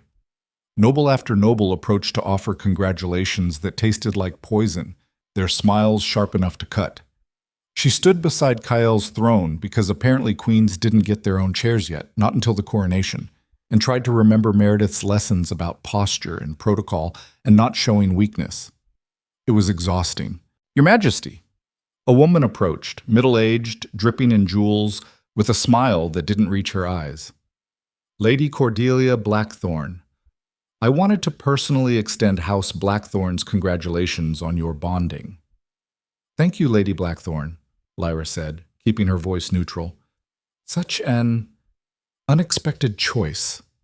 Cordelia's gaze raked over Lyra, assessing. "I'm sure the king had his reasons." There it was, the polite knife between the ribs. "The king," Kael said, before Lyra could respond, "chose his mate. The reasons are none of your concern." Cordelia's smile tightened. "Of course, Your Majesty. I meant no offense. It's just that some of us had hoped for a queen with more traditional qualifications." "Traditional qualifications," Kael repeated, his tone deadly soft. "Like the ability to shift? To bond with the pack? To satisfy the council's narrow definition of suitable?" "Well, yes, Lady Blackthorne." Kael stood, and the temperature in the room dropped. "My queen possesses the only qualification that matters. She's mine. If you have a problem with that, you're welcome to take it up with me directly, preferably somewhere private, where I can explain in detail why your opinion is irrelevant." Cordelia went pale. "Your Majesty, I didn't mean—" "You did." Kael's hand found Lyra's, threaded their fingers together. "And now you'll leave, before I decide House Blackthorne's loyalty needs to be reevaluated." Cordelia fled. Lyra waited until she was out of earshot before turning to Kael. "You can't threaten every noble who questions me. Watch me." Kael, they need to learn, Lyra. Quickly." His jaw was set, his grip on her hand almost painful. "The moment they think they can challenge you without consequence is the moment you become a target. I won't allow it." Through the bond, Lyra could feel the truth of it, the absolute conviction, the barely leashed violence simmering just beneath his control. It should have terrified her. Instead, it made something dark and primal inside her purr with satisfaction. "Your Majesty." Counselor Theron materialized at Kale's elbow, his expression carefully neutral. A moment of your time? Kale's eyes narrowed. I'm occupied. I understand. However, there's a matter that requires your immediate attention, in private. Whatever you need to say, you can say in front of my queen. Theron's gaze flicked to Lyra, and she caught the briefest flash of calculation before his mask slid back into place. Very well. We've received word from the Northern Territories. Lord Garrett Voss has formally requested an audience with Your Majesty. He claims to have information regarding the Queen's background that the Council should be made aware of before the coronation. Lyra's stomach turned to ice. Garrett, her uncle. The man who'd testified at her father's funeral that Lyra's mother had been nothing but a human whore who'd trapped a noble wolf with pregnancy. The man who'd tried to have Lyra declared illegitimate and stripped of her father's name. When? Kyle's voice was flat. He's waiting in the East Wing. He arrived this morning but was instructed to wait until after the ceremony to make his presence known. How considerate of him. Kale stood, pulling Lyra up with him. We'll see him now. Your Majesty. Perhaps it would be better if the Queen remained. The Queen, Kale said coldly, goes where I go, especially when someone is spreading lies about her. Theron inclined his head. Of course, Your Majesty. They walked through the palace in silence, Kael's hand an anchor around Lyra's. Through the bond, she could feel his rage building, a slow, controlled burn that promised violence if someone gave him an excuse. The East Wing conference room was small, windowless, designed for private conversations that needed to stay private. When they entered, Garrett Voss was already seated at the long table, looking every inch the prosperous northern lord. Silver-haired, well-dressed, with the kind of easy confidence that came from never having to question his place in the world. He stood when Kael entered, bowed precisely. Your Majesty, thank you for seeing me. Lord Garrett, Kael didn't sit. You have information regarding my queen. Share it. Garrett's eyes slid to Lyra, and she saw the contempt there, barely masked. Your Majesty, this is delicate. Perhaps it would be better discussed without... No. Kael's voice could have cut glass. Whatever you have to say, you say it in front of her, now. For a moment, Garrett looked like he might argue. Then he sighed and pulled a leather folder from his coat. Very well, Your Majesty, I'm sure you're aware that your queen is the product of a union between my late brother and a human woman. I'm aware. What you may not be aware of is the nature of that union. Garrett opened the folder, spread papers across the table. My brother, God's rest his soul, was not in his right mind when he met Lyra's mother. He'd recently been injured in a hunting accident and was recovering at a human hospital. Elena Cross was his nurse. Lyra's hands curled into fists. She knew this story, had heard it whispered at family gatherings, used as evidence of her father's weakness. She seduced him while he was vulnerable, Garrett continued, used his gratitude and confusion to trap him into a relationship.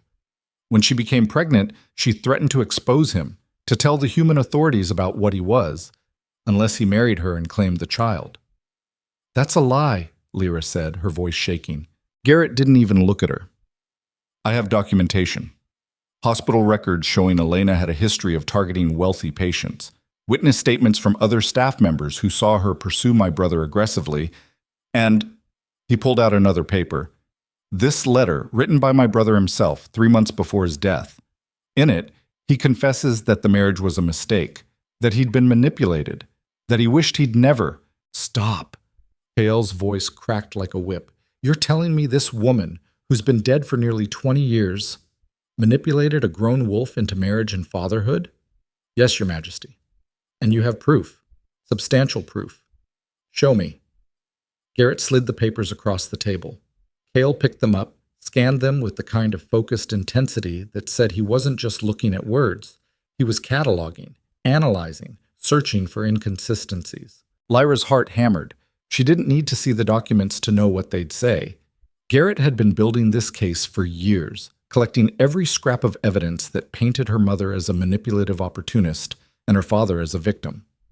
It didn't matter that none of it was true. It didn't matter that Lyra's father had loved Elena Cross until the day he died, had kept her picture on his desk, had told Lyra stories about how brave and kind and strong her mother had been. What mattered was that Garrett had convinced himself of this narrative, and he had the documentation to make others believe it too. This is interesting, Kyle said finally, but irrelevant. Garrett's expression flickered. Your Majesty, Lyra's mother is dead. Her father is dead. Whatever happened between them, manipulation, love, or something in between, has no bearing on who Lyra is now. Kale set the papers down. Unless you have evidence that Lyra herself has engaged in deception or manipulation, I fail to see why this matters. It matters because she carries her mother's blood. Garrett's voice hardened. Because manipulation is genetic, Your Majesty. Because a woman who comes from that kind of deceit cannot be trusted to get out. The command was so absolute, so final, that Garrett actually jerked back. Your Majesty, I haven't finished. Yes, you have. Kael moved around the table, and something in his posture made Garrett stand up fast, like prey recognizing a predator.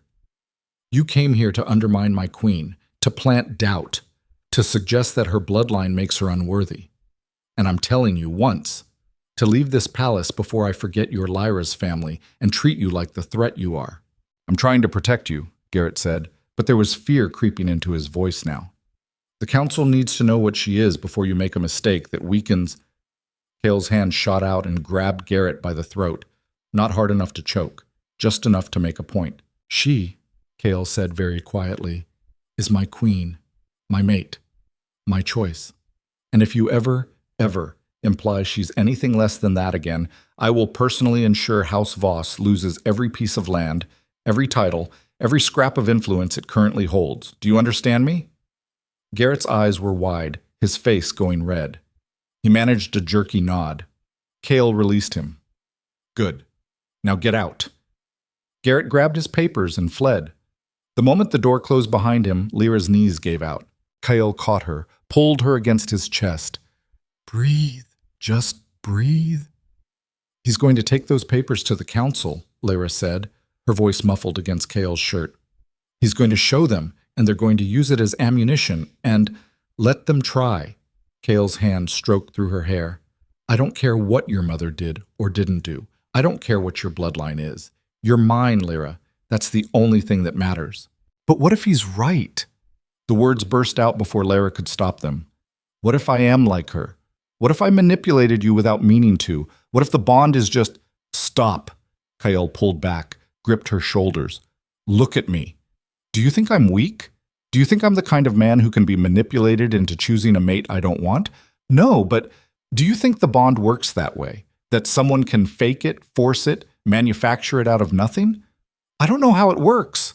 It works, Kyle said firmly, by recognizing what's already there. You didn't manipulate me, Lyra. You stood in a ballroom full of women who would have done anything to catch my attention, and you didn't try. You didn't perform. You didn't pretend to be something you weren't. And that honesty, that refusal to play games is what caught me. Not manipulation, not deception. You. Lyra wanted to believe him. Wanted it so badly it physically hurt. But Garrett's words were already burrowing into her brain, finding all the soft places where her self-doubt lived. What if her mother really had been a manipulator? What if Lyra had inherited that trait without knowing it? What if everything she thought was real was just... I can feel you spiraling, Kyle said quietly, through the bond. I can feel your doubt. I'm sorry. Don't apologize, just listen. He took her hand, pressed it flat against his chest. Feel that? My heartbeat. My certainty. I know who you are, Lyra. I know what you are. And you are not a manipulator. You're not a deceiver. You're a woman who's been told her entire life that she's not enough, and who somehow still found the courage to stand beside a king and claim a crown. That's not manipulation. That's strength. The bond flared between them, and Lyra felt the truth of his words like a physical thing. He believed it, absolutely, completely, which meant either he was right or they were both about to be destroyed by her uncle's poison. The coronation was scheduled for 3 days later. In the interim, Garrett's accusation spread through the court like disease. Lyra could see it in the way nobles looked at her, the speculation, the suspicion, the barely concealed contempt. Conversations died when she entered rooms. Servants who'd been friendly before suddenly couldn't meet her eyes. Meredith tried to shield her from the worst of it, but even she couldn't stop the whispers. They're saying your mother trapped your father. They're saying you used dark magic to manufacture the bond. They're saying the king is under your influence and doesn't realize it. Every rumor was more ridiculous than the last, but they stuck like tar. And through it all, the council was conspicuously silent. No public statements defending Lyra. No condemnation of Garrett's accusations. Just watchful, calculating silence. On the second night, Lyra found Kyle in his study, surrounded by papers, and looking like he hadn't slept in days. You need to rest, she said from the doorway. I need to find a way to shut Garrett up permanently. Kyle didn't look up from the document he was reading. Preferably legally, though I'm open to alternatives. Kyle, he's petitioned the council to delay the coronation, claims there are questions about your legitimacy that need to be resolved first.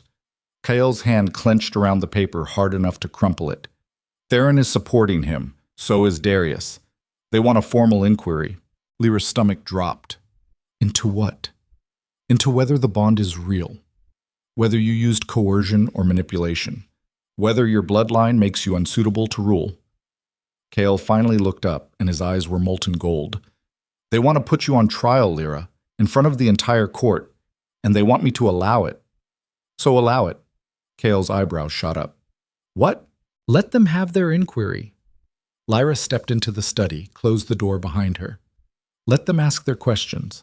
Let them dig into my past and my mother's past and every single thing they think is wrong with me. And when they're done, I'll still be standing. Lyra, you don't understand what they'll do to you. I understand perfectly. She crossed to his desk, planted her hands on the surface, leaned forward.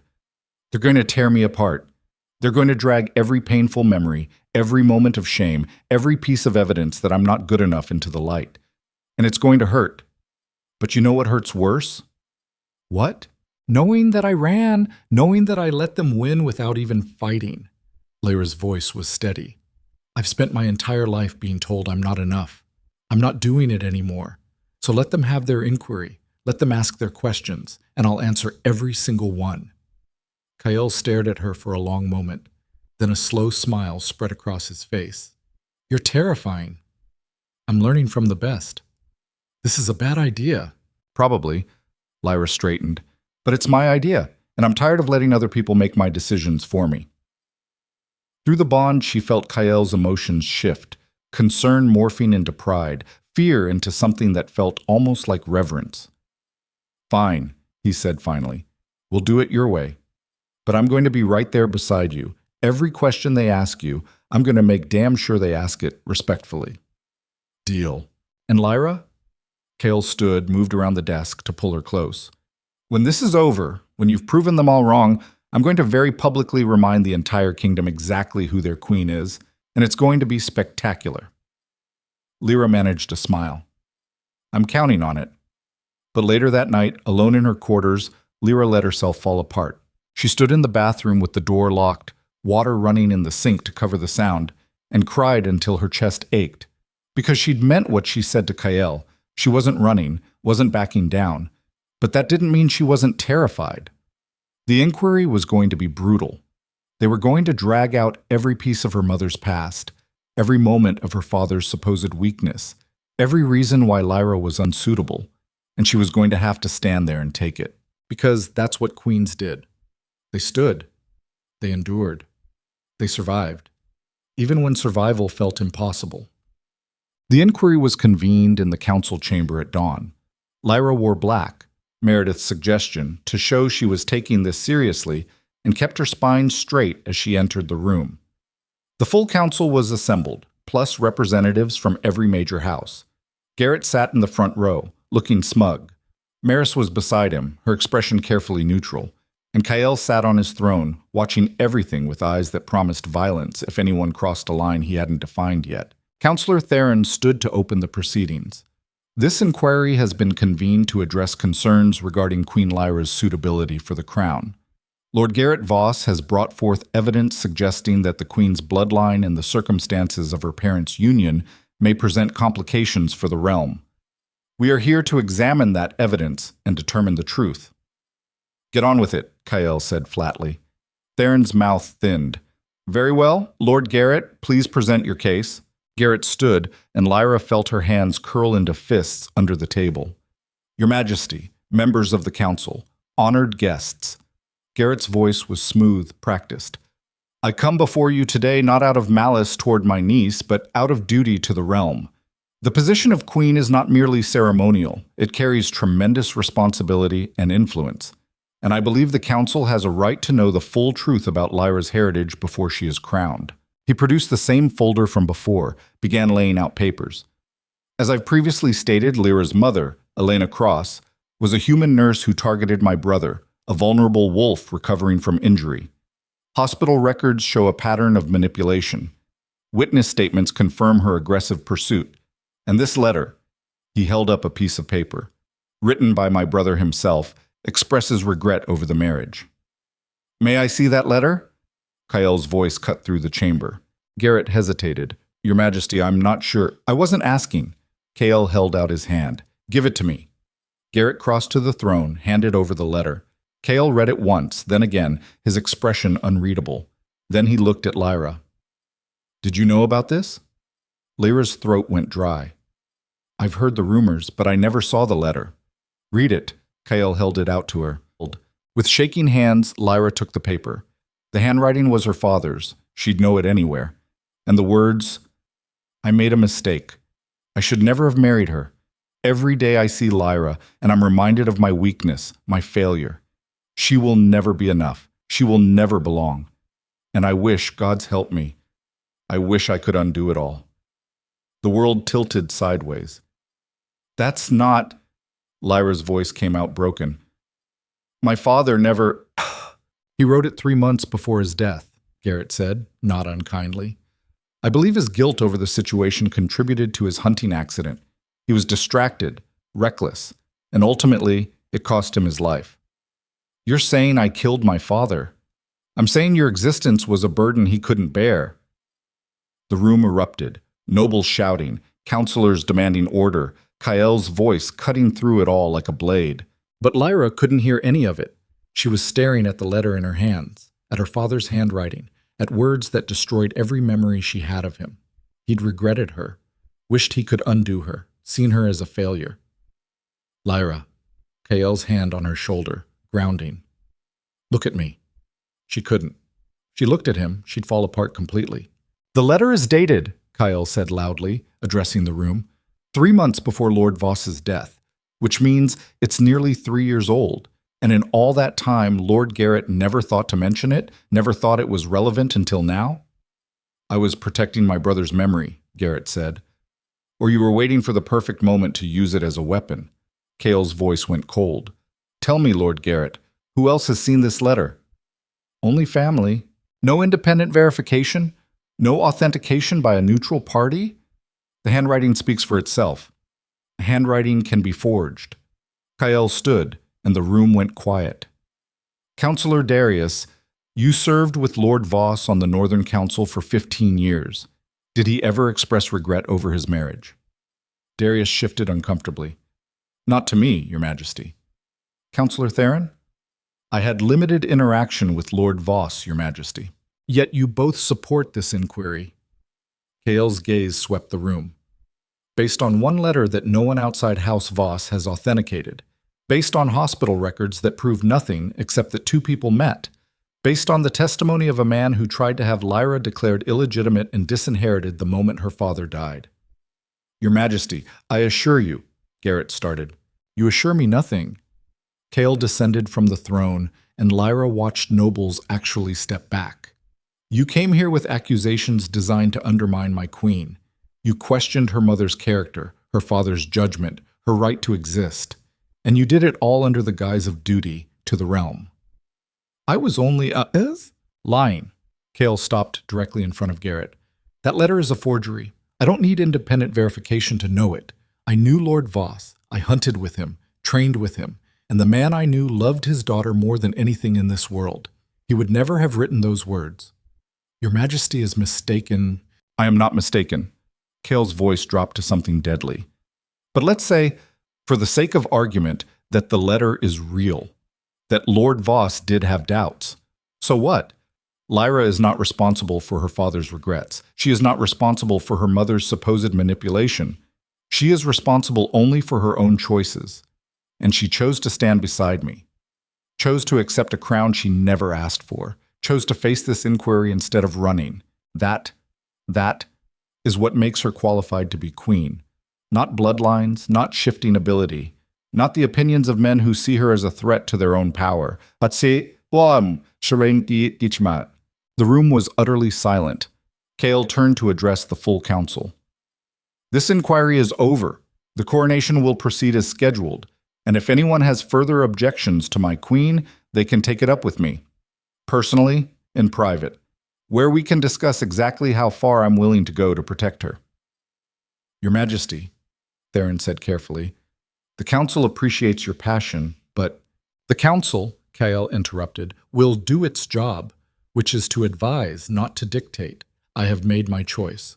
The bond is real, and Lyra will be crowned queen tomorrow, whether you like it or not. Am I clear? Slowly, one by one, the councillors nodded. Good. Kael held out his hand to Lyra. Come, we're done here. Lyra stood on shaking legs and took his hand. Together, they walked out of the chamber, leaving Garrett and his accusations behind. But the letter, that damned letter, was burned into Lyra's mind, and no amount of Kael's certainty could erase what she'd read. Bump. Lyra made it to her quarters before the breakdown hit. She stumbled through the door, pressed her back against it, and slid to the floor. The letter was still clutched in her hand, and she couldn't stop reading it, couldn't stop seeing her father's handwriting forming words that destroyed her. She will never be enough. Lyra. Kael was there, kneeling beside her. Give me the letter. She shook her head. What? Lyra, please. He hated me. The words came out broken. My whole life I thought he loved me, but he hated me. I killed him. My existence killed him.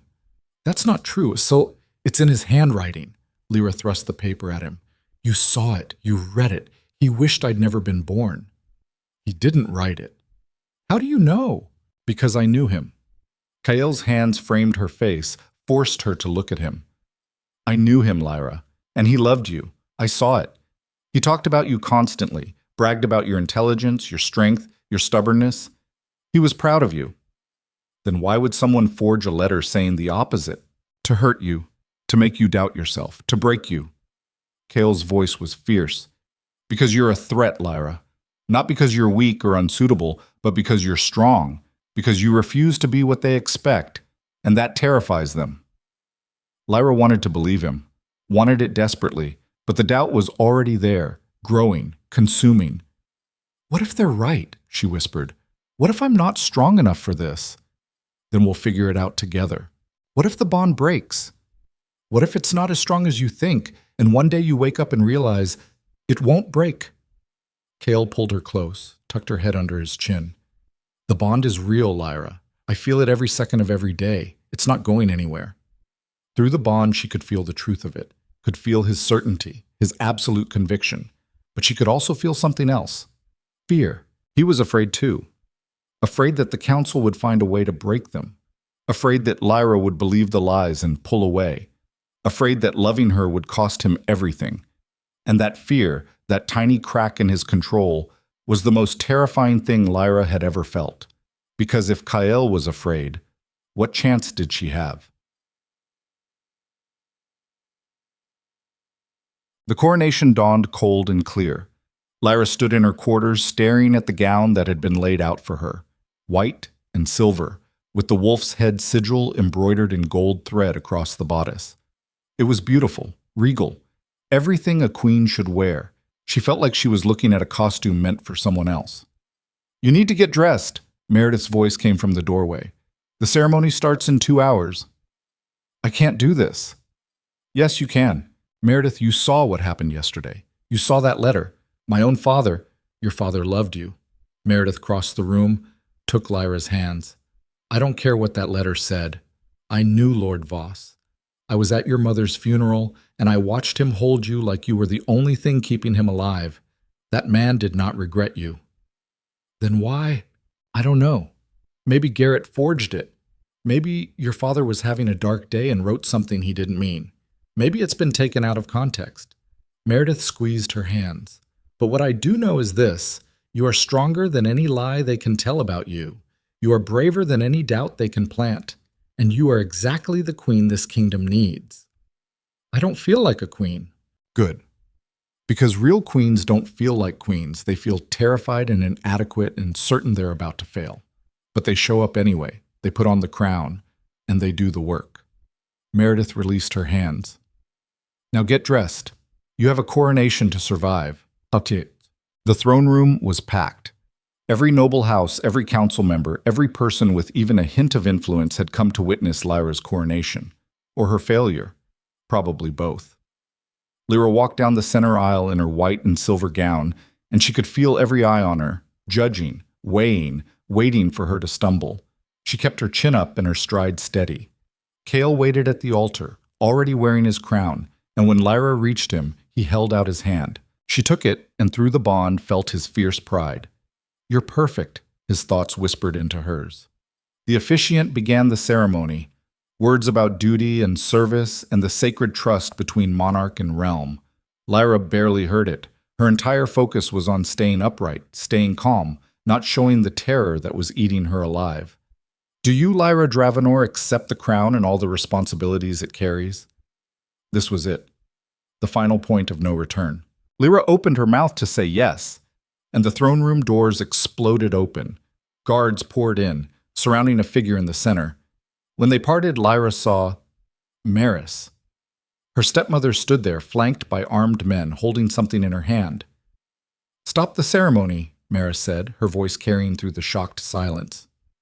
"I have evidence that this coronation is illegal." Cale's hand tightened on Lyra's. "What evidence?" "Proof," Maris said, and her smile was pure venom, "that Lyra is not Lord Voss's daughter, that she has no claim to his name, his bloodline, or any position in this court." She held up a document. "A DNA test conducted 3 years ago proving that Lord Voss was not her biological father, which means everything she's told you, everything she's claimed, is a lie."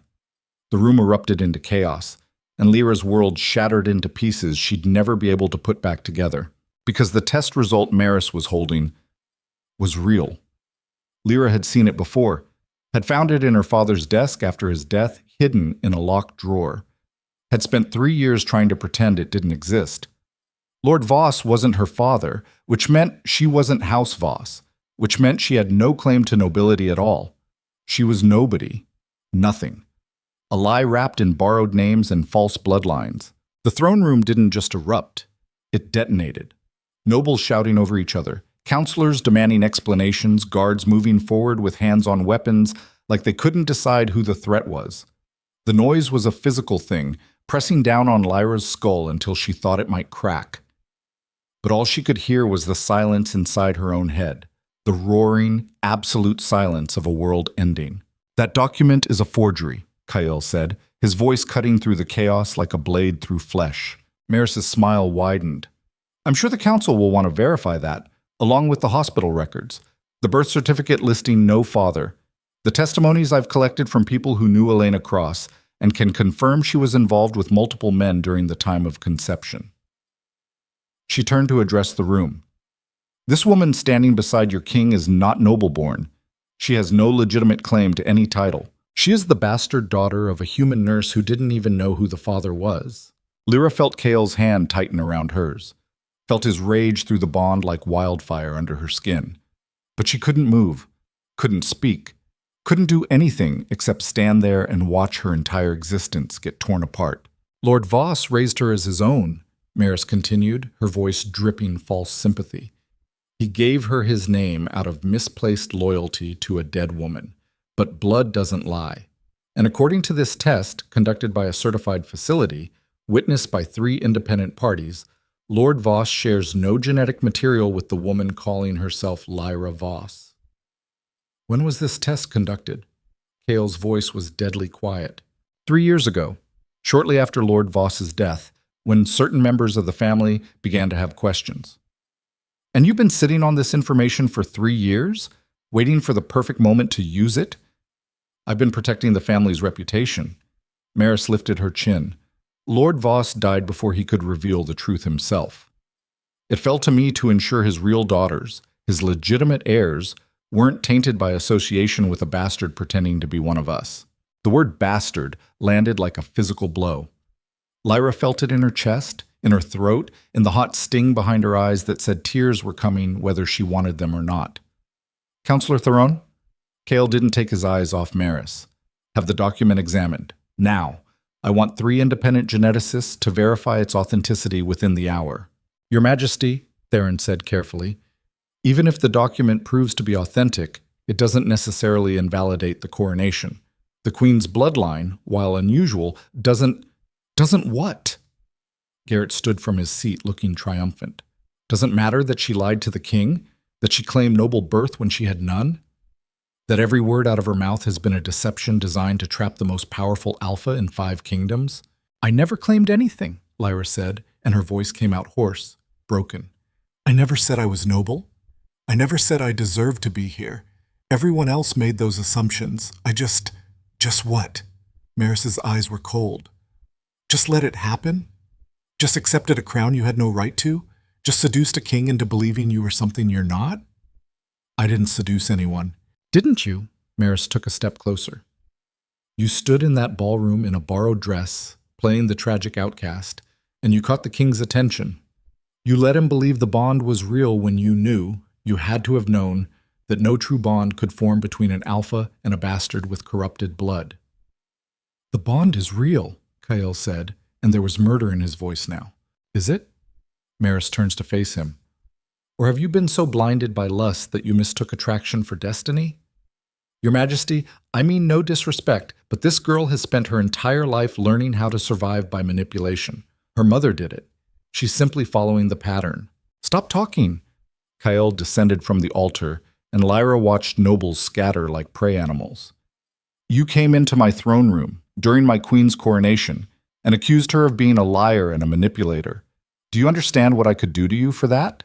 You could execute me, Maris said calmly, but it wouldn't change the truth. That DNA test is real. I have 3 witnesses who will testify to its authenticity, and once the council verifies it, once they understand what she really is, they'll demand you dissolve the bond and choose a real queen. There is no dissolving this bond. There are rituals that would destroy us both. Kyle was in Maris's space now, towering over her, and through the bond Lyra could feel him vibrating with barely contained violence. You think I don't know what a rejection ritual costs? You think I haven't researched every possible way to break a mate bond just to understand what I'd be risking? It would break my mind, and it would kill her. Is that what you want? Maris's mask slipped for just a second, and Lyra saw the hatred underneath. Pure, absolute. The kind of hatred that had been festering for 19 years. I want, Maris said quietly, what's best for the kingdom, and that is not a bastard queen with corrupted blood and a talent for lies. The slap came from nowhere. 1 second Maris was standing there, the next she was on the floor with Lyra's handprint blooming red across her cheek. Lyra stared at her own hand like it belonged to someone else. She'd moved without thinking, without planning, driven by something primal that couldn't tolerate one more word from this woman's mouth. The throne room went dead silent. You don't get to call me that, Lyra said, her voice shaking. You don't get to stand there and pretend this is about the kingdom when we both know this is about you. About how much you hated that my father loved my mother more than he ever loved you. About how much you hated that he kept her picture on his desk for 19 years. About how much you hated that every time he looked at me, he saw her instead of your daughters. Maris got to her feet slowly, one hand on her cheek. You know nothing about... I know everything. Lyra was shaking now, the words pouring out like poison she'd been holding in for years. I know you married into House Voss thinking you'd be the grand lady, the beloved wife, and instead you got a husband who was kind to you, but never loved you, who performed his duties but never wanted you, who gave you children but never gave you his heart because that belonged to a dead human nurse and the daughter she left behind. Stop. Gimbal. Biram. You made my life a nightmare because I was a reminder. Because every time my father smiled at me, every time he defended me, every time he chose me over your daughters, it proved that even dead, my mother had more power over him than you ever would. That's enough, Maris hissed. No, it's not. Lyra stepped forward, and she didn't care that nobles were watching, that this was being recorded for history, that queens weren't supposed to lose control like this. You want to destroy me? Fine. Bring your DNA test. Bring your witnesses. Prove to everyone that I'm not Lord Voss's biological daughter. But it won't change the fact that he claimed me, that he loved me, that he chose to be my father even when biology said he didn't have to. That's worth more than any bloodline. That's worth more than anything you could ever give your daughters. And the fact that you can't see that, the fact that you've spent 3 years sitting on this information, waiting for the perfect moment to use it as a weapon, proves exactly who the manipulator in this room really is. Sit. Maris's face had gone white. You little Lady Voss! Kael's voice cracked like thunder. You will leave this throne room now, and if you ever speak to my queen like that again, I will forget your nobility and treat you like the threat you are. Your Majesty, she attacked me.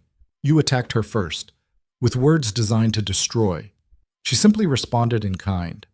Kael gestured to the guards. Escort Lady Voss and Lord Garrett from the palace. They are no longer welcome here. Your Majesty, you can't simply... Theron started. I can. I am. And if the council has a problem with it, we can discuss exactly how much autonomy you think I should have as king. Kael's eyes swept the room. In fact, let's discuss it now.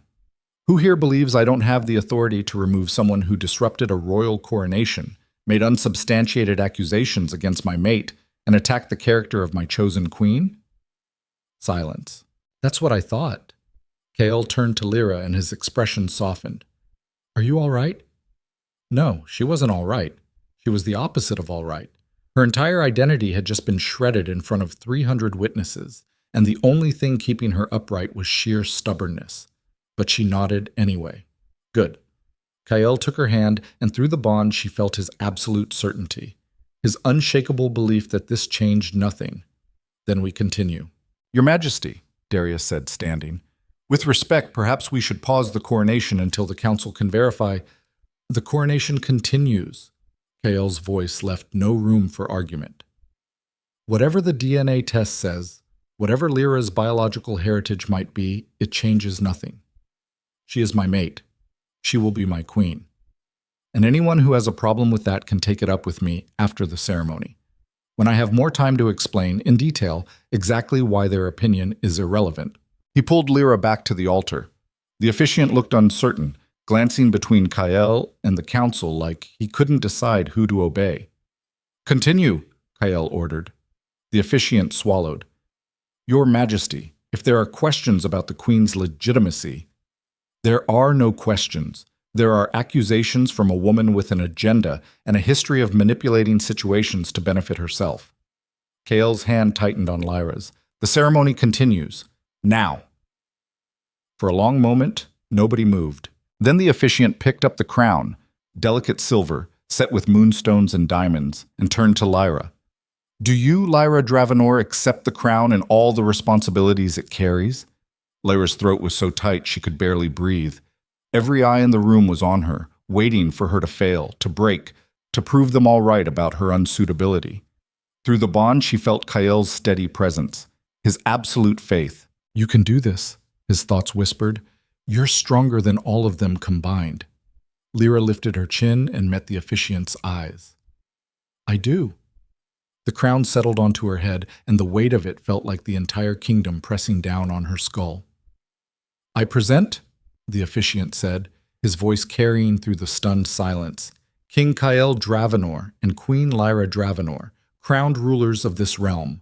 Applause, scattered, uncertain, but applause nonetheless. Kael pulled Lyra close and kissed her, hard and possessive and claiming, in front of everyone. When they broke apart, he turned to address the room. Let me be absolutely clear. This is my queen, my mate, my choice. The DNA test changes nothing. The accusations change nothing. And anyone who challenges her legitimacy challenges me directly. Are we understood? Slowly the nobles began to nod. But Lyra could see it in their faces. The doubt, the speculation, the certainty that this wasn't over. Because it wasn't. Maris had detonated a bomb in the middle of Lyra's coronation, and the fallout was going to be catastrophic. The celebration that followed was torture. Lyra stood beside Kael's throne and smiled until her face ached, accepted congratulations that tasted like poison, and pretended she couldn't hear the whispers that followed her everywhere. Did you hear? She's not even noble-born. The king must be devastated. How long before he realizes his mistake? Poor man, trapped by a bond to a bastard. Through it all, Kael remained at her side, solid, protective, radiating enough controlled violence that people approached cautiously, but even he couldn't stop the whispers. I need air, Lyra said finally, when she thought she might scream if one more person offered false congratulations. I'll come with you. No. Lyra pulled her hand from his. I need to be alone, just for a few minutes. She saw the hurt flash across his face, felt it echo through the bond. But he nodded. The garden! Don't go farther than that. Lyra fled. The palace gardens were empty this time of night, lit only by moonlight and the distant glow from the celebration. Lyra walked until she found a bench hidden by hedges, far enough from the palace that the music was just a distant hum. Then she let herself fall apart, not crying. She was too angry for tears, just shaking, her whole body vibrating with rage and shame and the crushing weight of confirmation that yes, she really was exactly what everyone said. A mistake. A lie. A girl with no claim to anything except the bond that tied her to a king who deserved better. I thought I might find you here. Lyra's head snapped up. Isadora stood at the edge of the hedge, still in her formal gown, her expression unreadable. If you came to gloat, Lyra started. I came to apologize. Isadora moved closer, sat on the bench without asking permission. For my mother, for Garrett, for all of it. Lyra stared at her. Why? Because you didn't deserve that. Whatever else you might be, you didn't deserve to be humiliated in front of the entire kingdom. Isadora was quiet for a moment. I knew about the DNA test. Mother told Celeste and me about it a year ago, said she was saving it for the right moment. And you didn't think to warn me? Would you have believed me? Isadora's smile was bitter. We're not exactly close, Lyra, and honestly, I thought Mother was bluffing, that the test was fake or inconclusive or something she'd twisted to fit her narrative. I didn't think she'd actually... She cut herself off. I'm sorry. Lyra didn't know what to do with that. An apology from Isadora was so unexpected it didn't feel real. Why are you really here? She asked. Because I need you to understand something.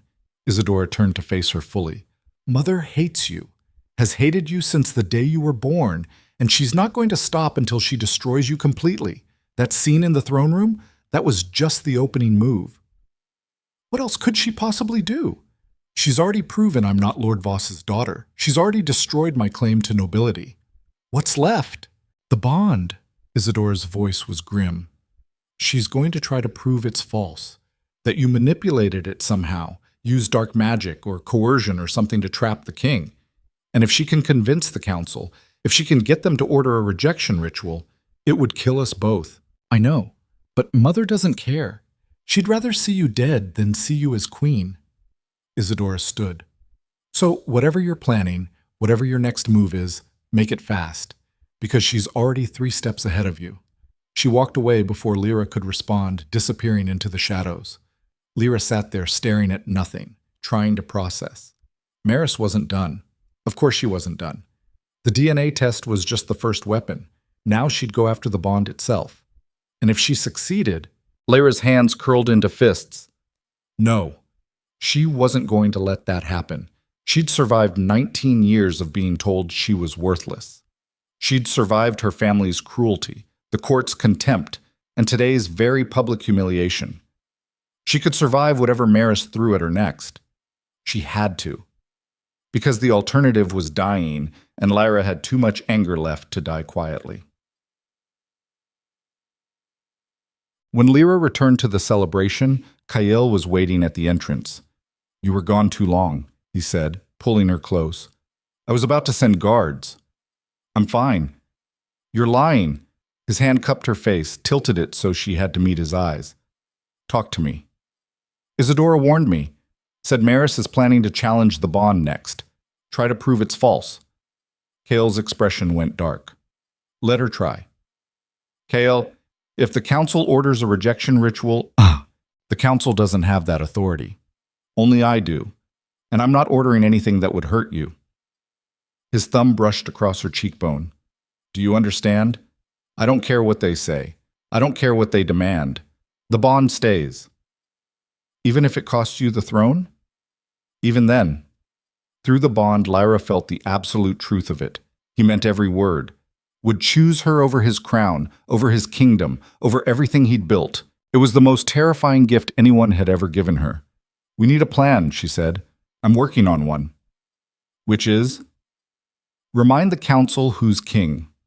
Kale's smile was sharp. And make it very clear what happens to people who threaten what's mine. Mbakit. The council was reconvened the next morning in emergency session. Lyra sat beside Kael's throne, because apparently now that she was crowned, she got her own chair, though it was noticeably smaller than his, and watched 12 men file in looking like they'd rather be anywhere else. Gentlemen, Kael said once they were seated, I'm sure you're all wondering why I called this meeting. Your Majesty, Theron said carefully, the council was already planning to request an audience, given yesterday's revelations. Revelations? Kael's tone was flat. Interesting word for a coordinated attack designed to undermine my queen during her own coronation. Your Majesty, with respect, the DNA test raises legitimate questions about what? Lyra's biological father? Fine, let's discuss it. Kael leaned forward. The test shows she's not genetically related to Lord Voss. So what? He claimed her, raised her, gave her his name. That makes her his daughter in every way that matters. But legally, adoption is recognized in this kingdom. Lord Voss adopted Lyra when he married her mother. That adoption was never challenged during his lifetime, which means it stands. Which means Lyra has every legal right to his name. Darius cleared his throat. Your Majesty, the issue isn't just the name, it's the bloodline. The position of queen traditionally requires pure wolf blood. Show me the law that says that. Silence. There is no law, Kael continued, just tradition. And tradition can be changed. In fact, I'm changing it right now, effective immediately. The only requirement for queen is that she be my chosen mate. Everything else is negotiable. Your Majesty, another counselor said, younger, nervous. The nobles are concerned. They're saying the bond might not be legitimate if the queen misrepresented herself. She didn't misrepresent anything. Everyone assumed she was noble because she carried the Voss name. She never claimed otherwise. But surely she knew. She knew that her stepmother hated her, that her family treated her like a shameful secret, that revealing the truth about her parentage would have made her position even more precarious. Kael's voice went cold.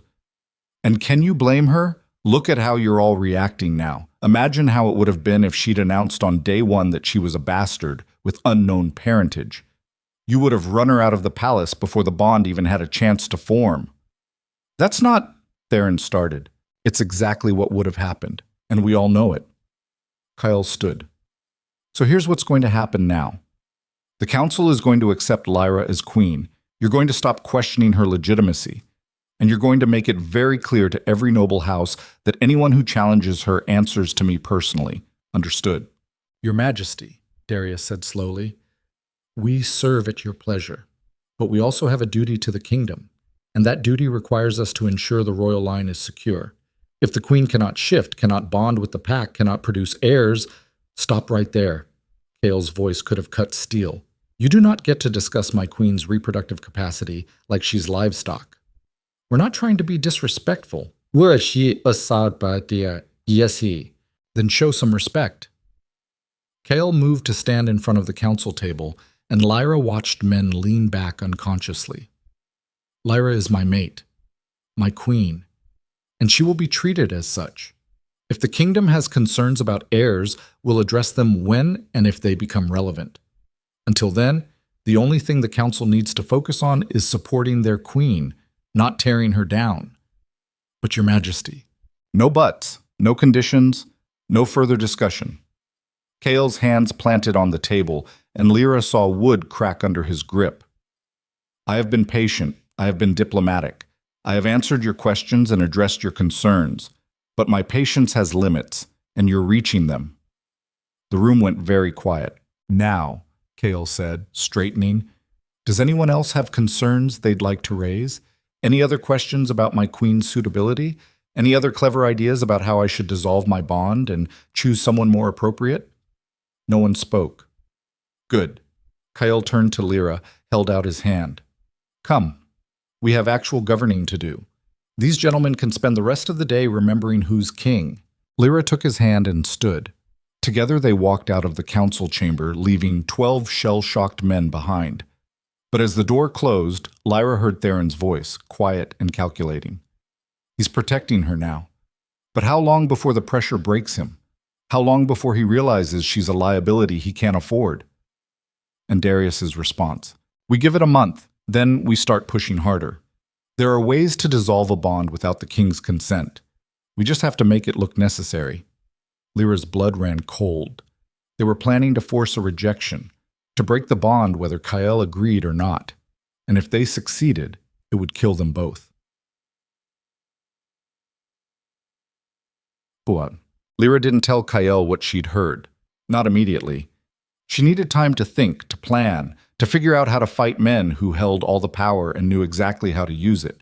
Instead, she threw herself into being queen. She attended council meetings and sat silent while men discussed her kingdom like she wasn't there. She smiled at nobles who whispered about her behind their hands. She learned protocol in politics and how to navigate a court that wanted her gone. And every night, she went to bed beside a king who looked more tired, more strained, more like a man holding up the weight of the world with his bare hands. Talk to me, Kyle said one night, 3 weeks after the coronation.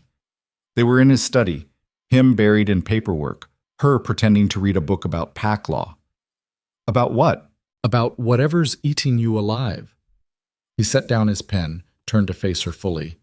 I can feel it through the bond, the fear, the anger, the certainty that something terrible is coming. Talk to me, Lyra. She wanted to tell him everything she'd heard, everything she was afraid of, everything that kept her awake at night. But what would it change? I'm fine, she lied. You're not. Kale crossed to her chair, knelt beside it. And I need you to stop pretending you are. Because I can't protect you if I don't know what I'm protecting you from. You can't protect me from this. The words burst out before she could stop them. The council is planning to force a rejection ritual. They're going to wait until the pressure is high enough, until the kingdom is unstable enough, and then they're going to present it as the only solution. And you won't be able to stop them because if you refuse, they'll say you're unfit to rule, that the bond has compromised your judgment. Kyle went very still. How long have you known this? 3 weeks. And you didn't tell me. What would you have done? Arrested the entire council? Executed them for conspiracy? That would just prove their point. Lyra's hands were shaking. We're trapped, Kale. Whatever we do, they win. If we fight, we're unstable. If we submit, we're dead. There's no good option. There's always an option. Name one. Kale was quiet for a long moment. Then he stood, crossed to his desk, and pulled out a leather folder. I've been working on something, he said. A way to secure your position permanently. It's risky. It's going to piss off a lot of people, but it might work. What is it? He handed her the folder. Inside were documents, legal papers, treaties, declarations written in dense formal language that made Lyra's head spin.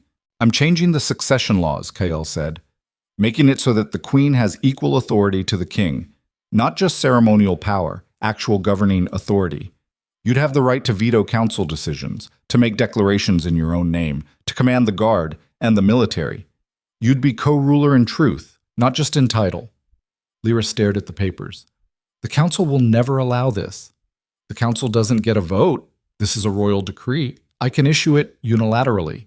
And the moment you do, they'll say the bond has compromised you, that you're giving power to someone unsuitable because you're too blinded by the mate connection to see clearly. Let them say it. Kale's jaw was set. I'd rather have them questioning my judgment than have you vulnerable. If you have real power, Lyra, if you can defend yourself legally and politically, they can't just dismiss you. They have to engage with you as an equal, or they'll see me as the bigger threat and try even harder to eliminate me. Probably. His smile was grim. But at least you'll have the tools to fight back. Lyra looked at the papers again, at the careful legal language that would transform her from decorative queen to actual ruler.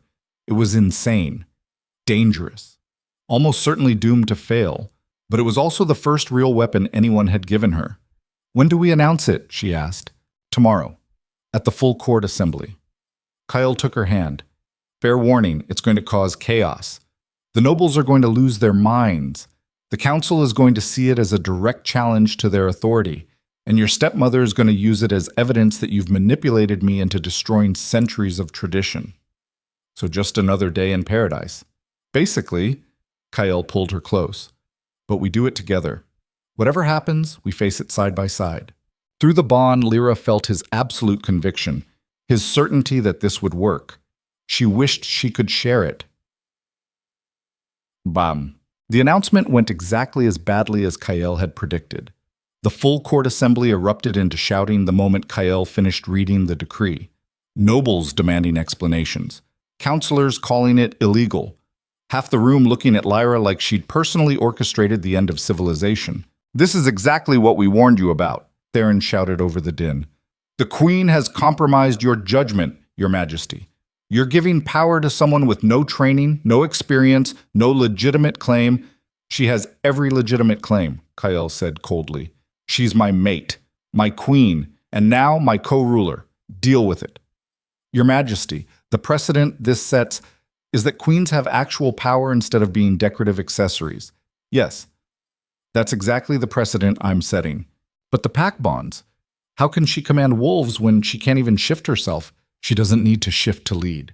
She needs intelligence, strength, and the will to make hard decisions, all of which she has in abundance."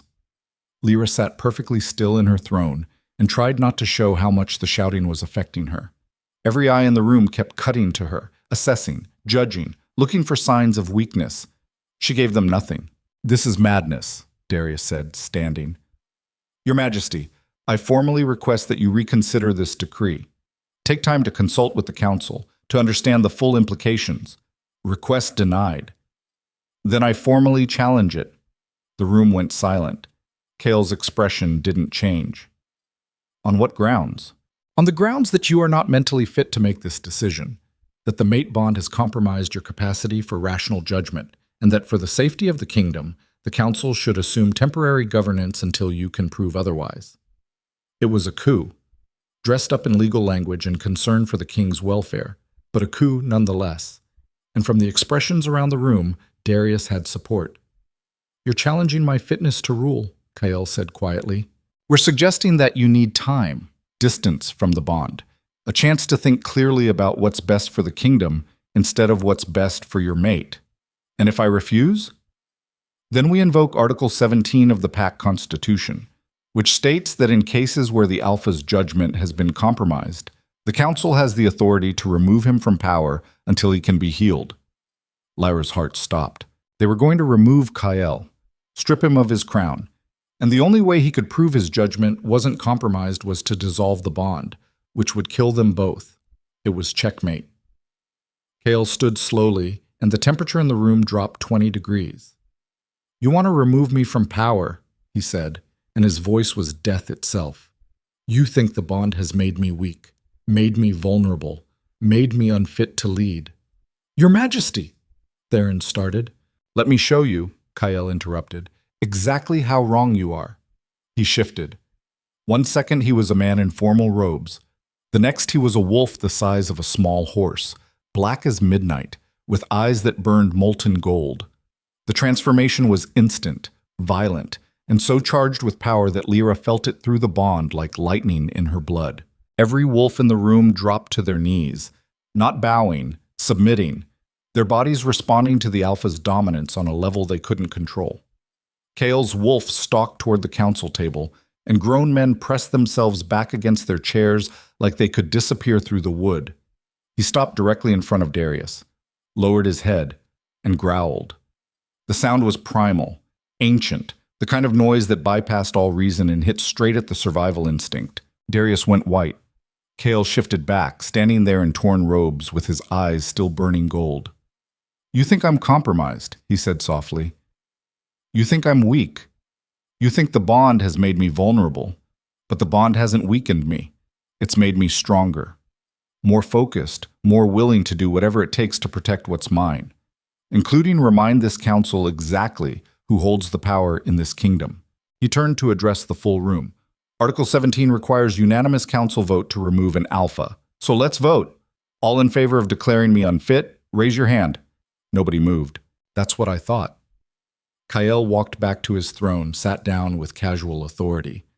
The decree stands. The queen has full co-ruling power, and if anyone has further objections, they can challenge me directly, in the traditional way, which means combat to the death. His smile was all teeth. Any takers? Silence. Perfect. Kael's hand found Lyra's. This assembly is dismissed. Get out. They fled. All of them. The nobles, the counselors, everyone who'd been so certain they could overthrow a king. When the room was empty, Kael finally allowed himself to sag. That was reckless, Lyra said quietly. That was necessary. His hand tightened on hers. They needed to understand. I'm not backing down. I'm not dissolving the bond. And I'm not letting them have you.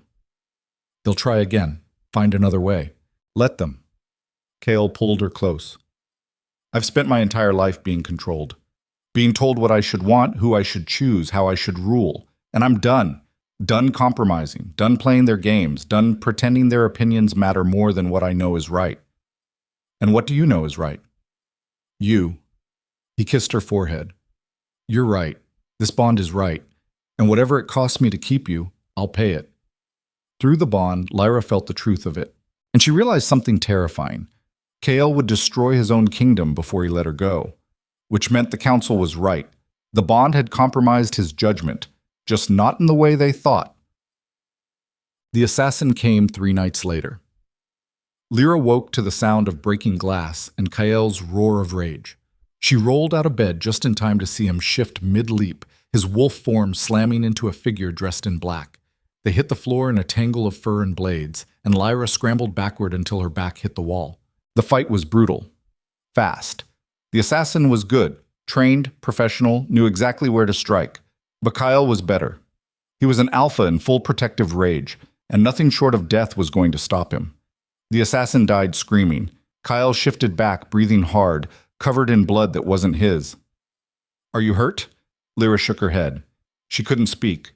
Couldn't process what had just happened. Someone had tried to kill her, in her own bed, in the palace. Guards! Kael's voice echoed through the corridors. I want every entrance secured, every servant questioned. Find out who sent this bastard and bring them to me.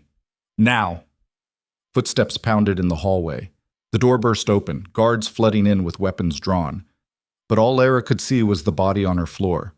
The assassin who'd been seconds away from putting a blade in her heart. This was it. This was Maris's next move. Not legal challenges or political maneuvering, just straightforward murder. Lyra. Kael was in front of her, blocking her view of the body. Look at me. Focus on my voice. You're safe. They're going to keep trying, she whispered. I know. Until one of them succeeds. They won't. You can't watch me every second of every day.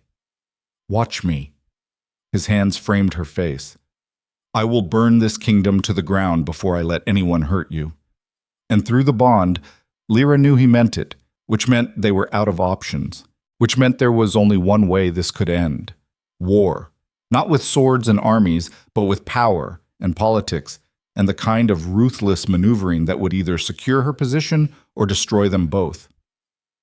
I need to talk to Maris, Lyra said. Absolutely not. Kael, she's behind this. We both know it, and she's not going to stop until I'm dead, or she is. Which is exactly why you're not going anywhere near her. I'm not asking permission. Lyra pulled back from his grip. I'm telling you what I'm going to do. Tomorrow, I'm going to request a formal audience with my stepmother, and I'm going to end this, one way or another. Lyris, you said I have co-ruling power now. That means I can make my own decisions. This is mine to make. Her hands were shaking, but her voice was steady. I've spent my entire life being someone's victim. Maris's punching bag, the court's joke, your burden. I'm done. Whatever happens tomorrow, I'm going to face her as an equal, and one of us is walking away. Through the bond, she felt Kael's terror, his absolute certainty that this was a trap, but also his understanding, His recognition that she needed this, needed to stop being protected and start being the queen he kept insisting she was. "Fine," he said finally, "but I'm going with you." "No, this has to be me. Lyra, I need to do this alone. Please, trust me." For a long moment, Kael just looked at her. Then he pulled her close and held her like he was trying to memorize the feel of her. "I trust you," he whispered against her hair. "I just don't trust her." "Neither do I. But I'm done being afraid." Tomorrow, Lyra was going to walk into a room with a woman who wanted her dead. And she was going to prove that survival wasn't about being fearless. It was about being afraid and doing it anyway. The meeting was arranged for noon in one of the palace's formal receiving rooms. Neutral ground, public enough that outright violence would be noticed, private enough for brutal honesty. Lyra dressed carefully that morning, choosing deep blue instead of the royal colors, wanting to face Maris as herself rather than hiding behind a crown.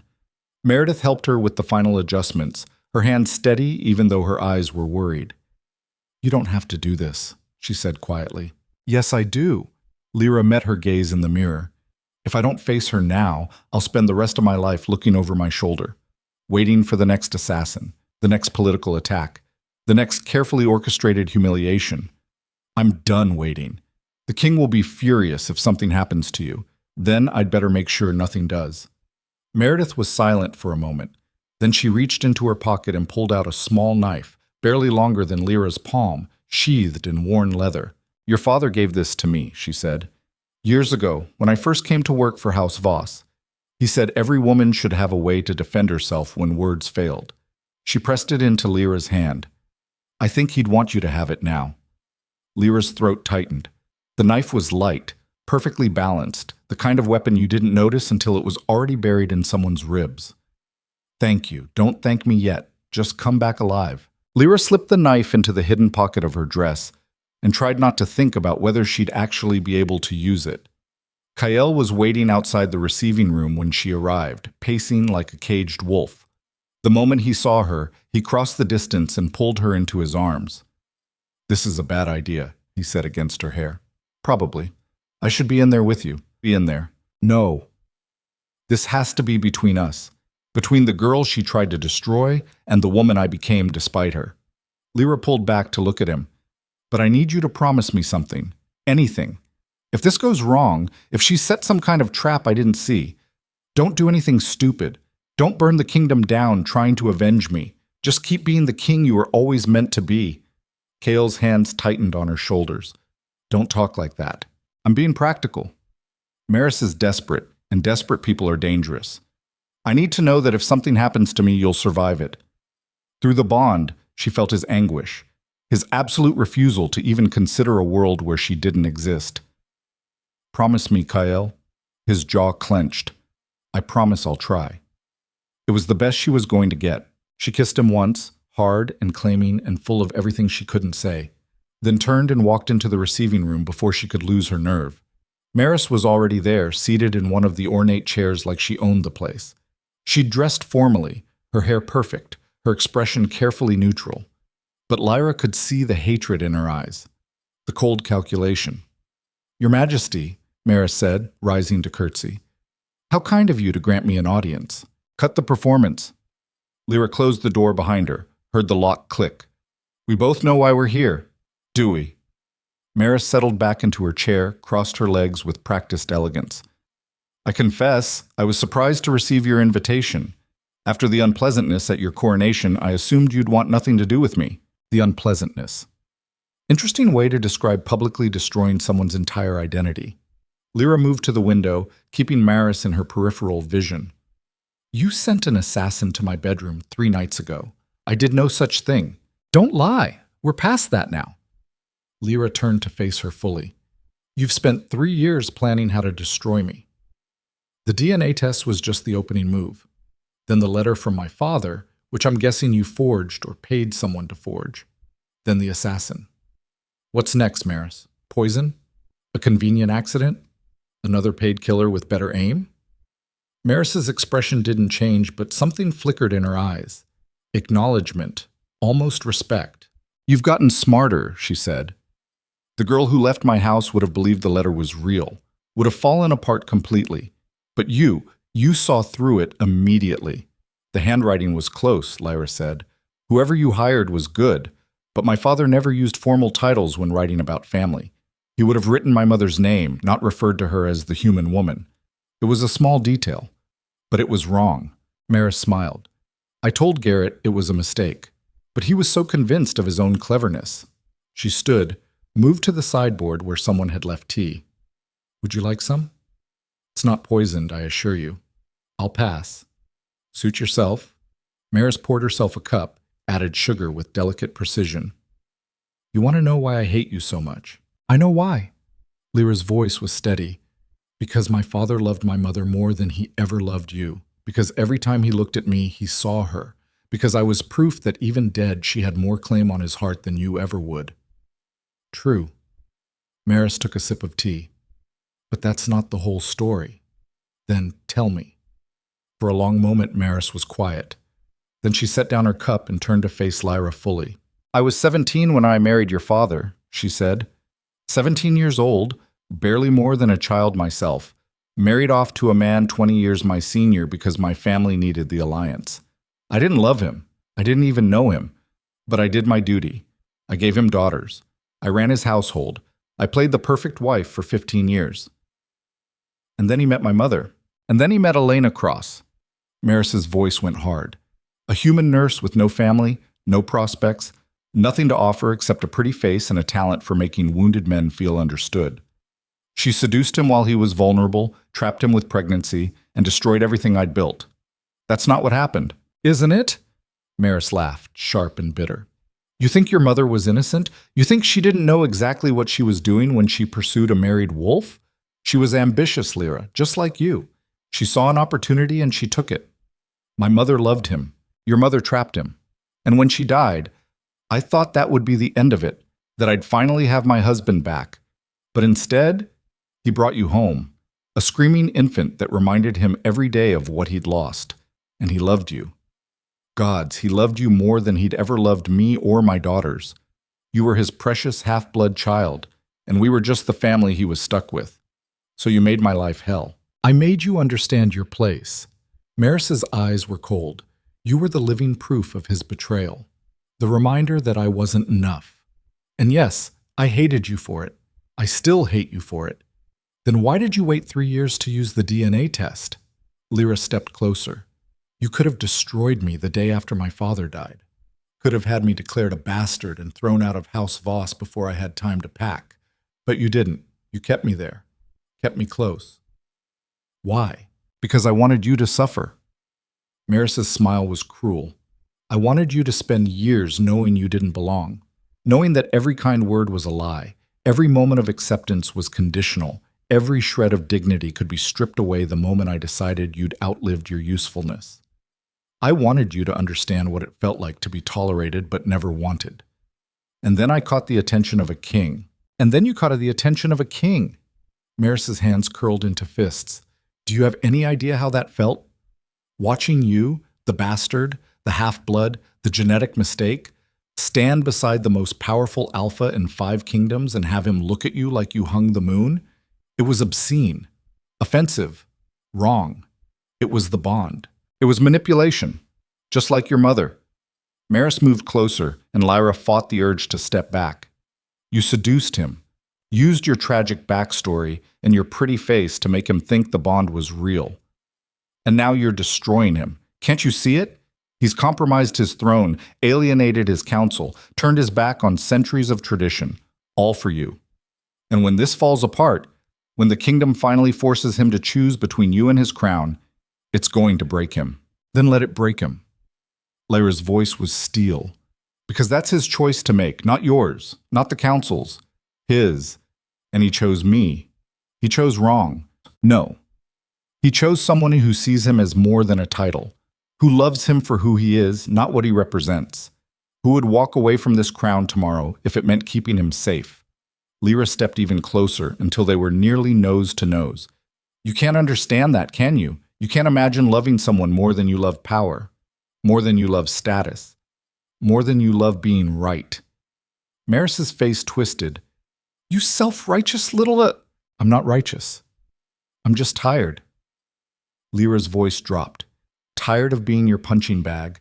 Tired of justifying my existence. Tired of letting you define who I am. So here's what's going to happen. You're going to leave this palace. You're going to return to House Voss. And you're going to stop trying to destroy me. Or what? Or I stop playing nice. Lyra pulled out Meredith's knife. Let the blade catch the light. You sent an assassin to kill me. That's treason.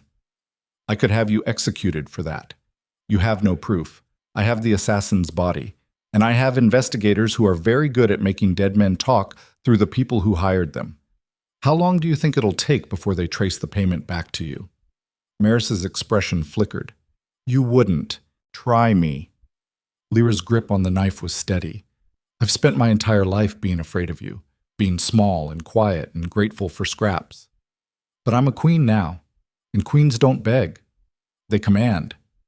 So I'm commanding you, leave. Stop the attacks, stop the political maneuvering, stop trying to break the bond. Just go. And if I refuse, then one of us doesn't leave this room alive. Lyra let the words hang in the air. And I promise you, Maris, I'm done being the one who dies. For a long moment they stood there. Two women who'd spent years locked in a battle neither could win.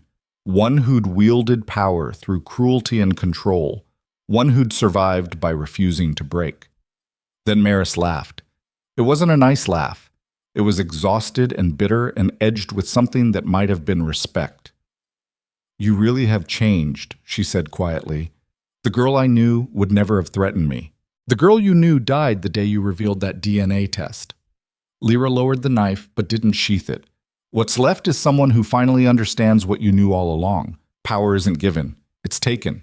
And I'm done asking permission to exist. Maris studied her for a long moment. Then she picked up her gloves from the side table, pulled them on with practiced grace. Fine, she said. You win. I'll leave the palace. I'll stop the attacks. She moved toward the door, then paused. But understand something, Lyra. This isn't mercy. This isn't me accepting you as queen. This is strategic retreat, because I'm not stupid enough to fight a battle I can't win. I'll take it. Maris opened the door, then looked back one last time. For what it's worth, and I know it's worth nothing to you, I do hope you survive what's coming, not because I've forgiven you for existing, but because watching you fall would prove that I was right all along. And I'd rather be wrong about you than right about how cruel this world really is. Then she was gone. Lyra stood there, knife still in hand, and tried to process what had just happened. She'd walked into that room expecting violence, expecting a trap, expecting to have to fight for her life. Instead, she'd gotten something stranger, something that felt almost like understanding. Maris would never love her, would never accept her, but she'd acknowledged her, seen her as an equal worthy of respect rather than a pest to be eliminated. It wasn't forgiveness, but it was enough. The door opened again, and Kyle burst through like he'd been restraining himself from breaking it down for the last 20 minutes. Are you hurt? His hands were on her immediately, checking for injuries. I'm fine. I felt your fear through the bond, and then your rage, and then nothing. You blocked me out completely. He pulled her against his chest. Don't ever do that again. I had to. If you'd felt what I was feeling, you would have come in, and I needed to do this myself. Lyra pulled back to look at him. It's over. Maris is leaving. The attacks will stop. You're sure? No, but I think she meant it. She knows she can't win, not without destroying herself in the process. Kale searched her face. You're different. Am I? Harder, colder, like something inside you finally calcified. He said it with a mix of pride and sorrow. I did this to you. No, I did this to myself. Lyra pressed the knife back into his hand. But I couldn't have done it without you. Without knowing that someone believed I was worth protecting, worth fighting for, worth the risk. Through the bond, she felt his emotions crash over her. Love and fear and desperate relief that she was alive, that she was safe, that she'd survived another day in a world that wanted her gone. What now? He asked. Now, we go back to being king and queen. We deal with the council. We navigate the politics. We survive. Lyra managed a tired smile. Same as always. But something had shifted. Some fundamental piece of who she was had been reforged in that room with Maris. She'd gone in as a girl playing at being queen. She'd come out as something harder, something that understood the true cost of power. It wasn't about bloodlines or shifting ability or any of the things the court valued. Power was about will, about refusing to break even when breaking would be easier, about standing in front of the person who'd spent years trying to destroy you and offering them a choice instead of a punishment. Mercy wasn't weakness. It was the ultimate power move, and Lyra was finally learning how to wield it. The council met the next morning, and Lyra could see the surprise on their faces when she walked in beside Kael. They'd expected her to be shaken, traumatized, possibly dead. Instead, she sat in her throne with her spine straight and her expression calm, and she watched them try to figure out what had changed. "Your Majesty," Theron began carefully, "we heard there was an incident." "An assassin," Kael said flatly, "in the Queen's private chambers. The investigation is ongoing, but we have reason to believe it was orchestrated by someone with access to palace security protocols. The implications hung in the air. Someone in this room might be a traitor." Several counselors shifted uncomfortably. Darius's face had gone carefully blank. "I've ordered a full security review," Kael continued. "Every servant, every guard, every person with access to the royal wing will be vetted. And if I find that anyone in this palace, including members of this council, had knowledge of the attack and failed to prevent it, I will consider it treason." "Your Majesty, surely you don't think—" Theron started. "I think someone wants my queen dead," Kael interrupted. "And I think they're willing to use any means necessary to make it happen. So yes, Counselor, I think everyone in this room is suspect until proven otherwise." The temperature in the chamber dropped. "However," Lyra said, speaking for the first time, "we're willing to offer amnesty." Every head turned toward her. "Amnesty?" Darius's voice was sharp. "Your Majesty, with respect." "With respect, I'm not finished." Lyra's tone was pleasant, but there was steel underneath. Someone in this palace betrayed the crown.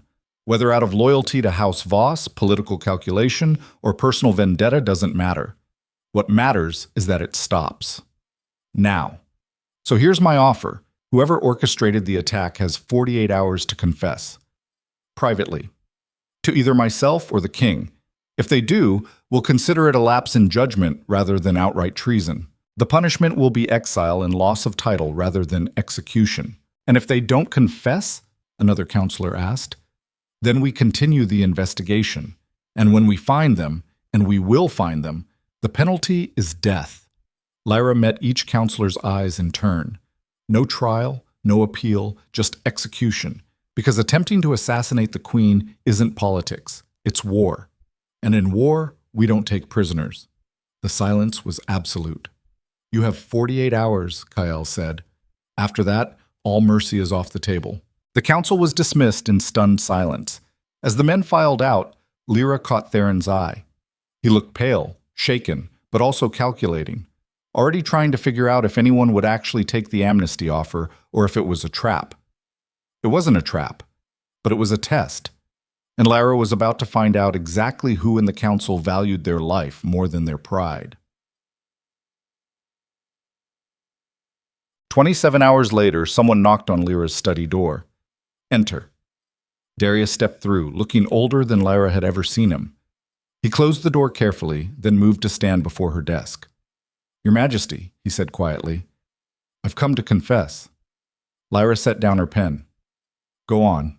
"I didn't hire the assassin, but I knew about the plan. 3 weeks ago, Lord Garrett approached me with a proposal. Remove the queen permanently, make it look like a random attack, allow the king to grieve, and then choose a more suitable mate. He offered me significant financial compensation and promised House Darius would have increased influence in the new administration. And you agreed. I considered it." Darius's voice was steady, but Lyra could see shame in his eyes. "I didn't give a final answer. I wanted time to think, but my silence was consent. I should have reported the plan immediately. Instead, I let it move forward." "Why are you telling me this now?" "Because you were right." Darius met her gaze. "About power. About what it means to lead. I've spent 40 years in politics, Your Majesty. I've played every game, made every calculated move, chosen strategy over principle more times than I can count. And I've watched this kingdom become harder, colder, more concerned with bloodlines and tradition than with actual governance. You thought I would make it worse. I thought you would make it impossible. A queen who can't shift, who has no noble blood, who represents everything the old families fear about change. Darius's shoulders slumped. But then I watched you survive your own coronation, watched you face down your stepmother, watched you offer amnesty to the people trying to kill you. And I realized something. You're not making the kingdom weaker, you're making it braver. Flattery won't save you. I'm not flattering you. I'm trying to explain why I'm here, why I'm choosing exile over letting the investigation find me. Darius pulled a sealed letter from his coat. This is my resignation from the council, effective immediately. My lands will pass to my son. My titles will revert to the crown, and I will leave the kingdom within the week. Lyra took the letter, turned it over in her hands. Where will you go? I have family in the southern territories. They'll take me in. Darius's smile was bitter. I'll spend the rest of my life as a cautionary tale, the counselor who chose wrong and paid for it. You could have stayed silent, let the investigation play out, hoped we wouldn't find the connection to you. Yes, but you gave me a choice, and I'm tired of choosing survival over honor. Darius bowed, deep and formal. For what it's worth, Your Majesty, I hope you prove us all wrong. I hope you and the king build something better than what we had, something worth the cost. Then he left. Lyra sat there with his resignation in her hands and tried to process what had just happened. One of the council's most powerful members had just confessed to conspiracy and walked away from everything he'd built. Because she'd offered him a choice. Because mercy, it turned out, was stronger than fear. It was a lesson Lyra was still learning,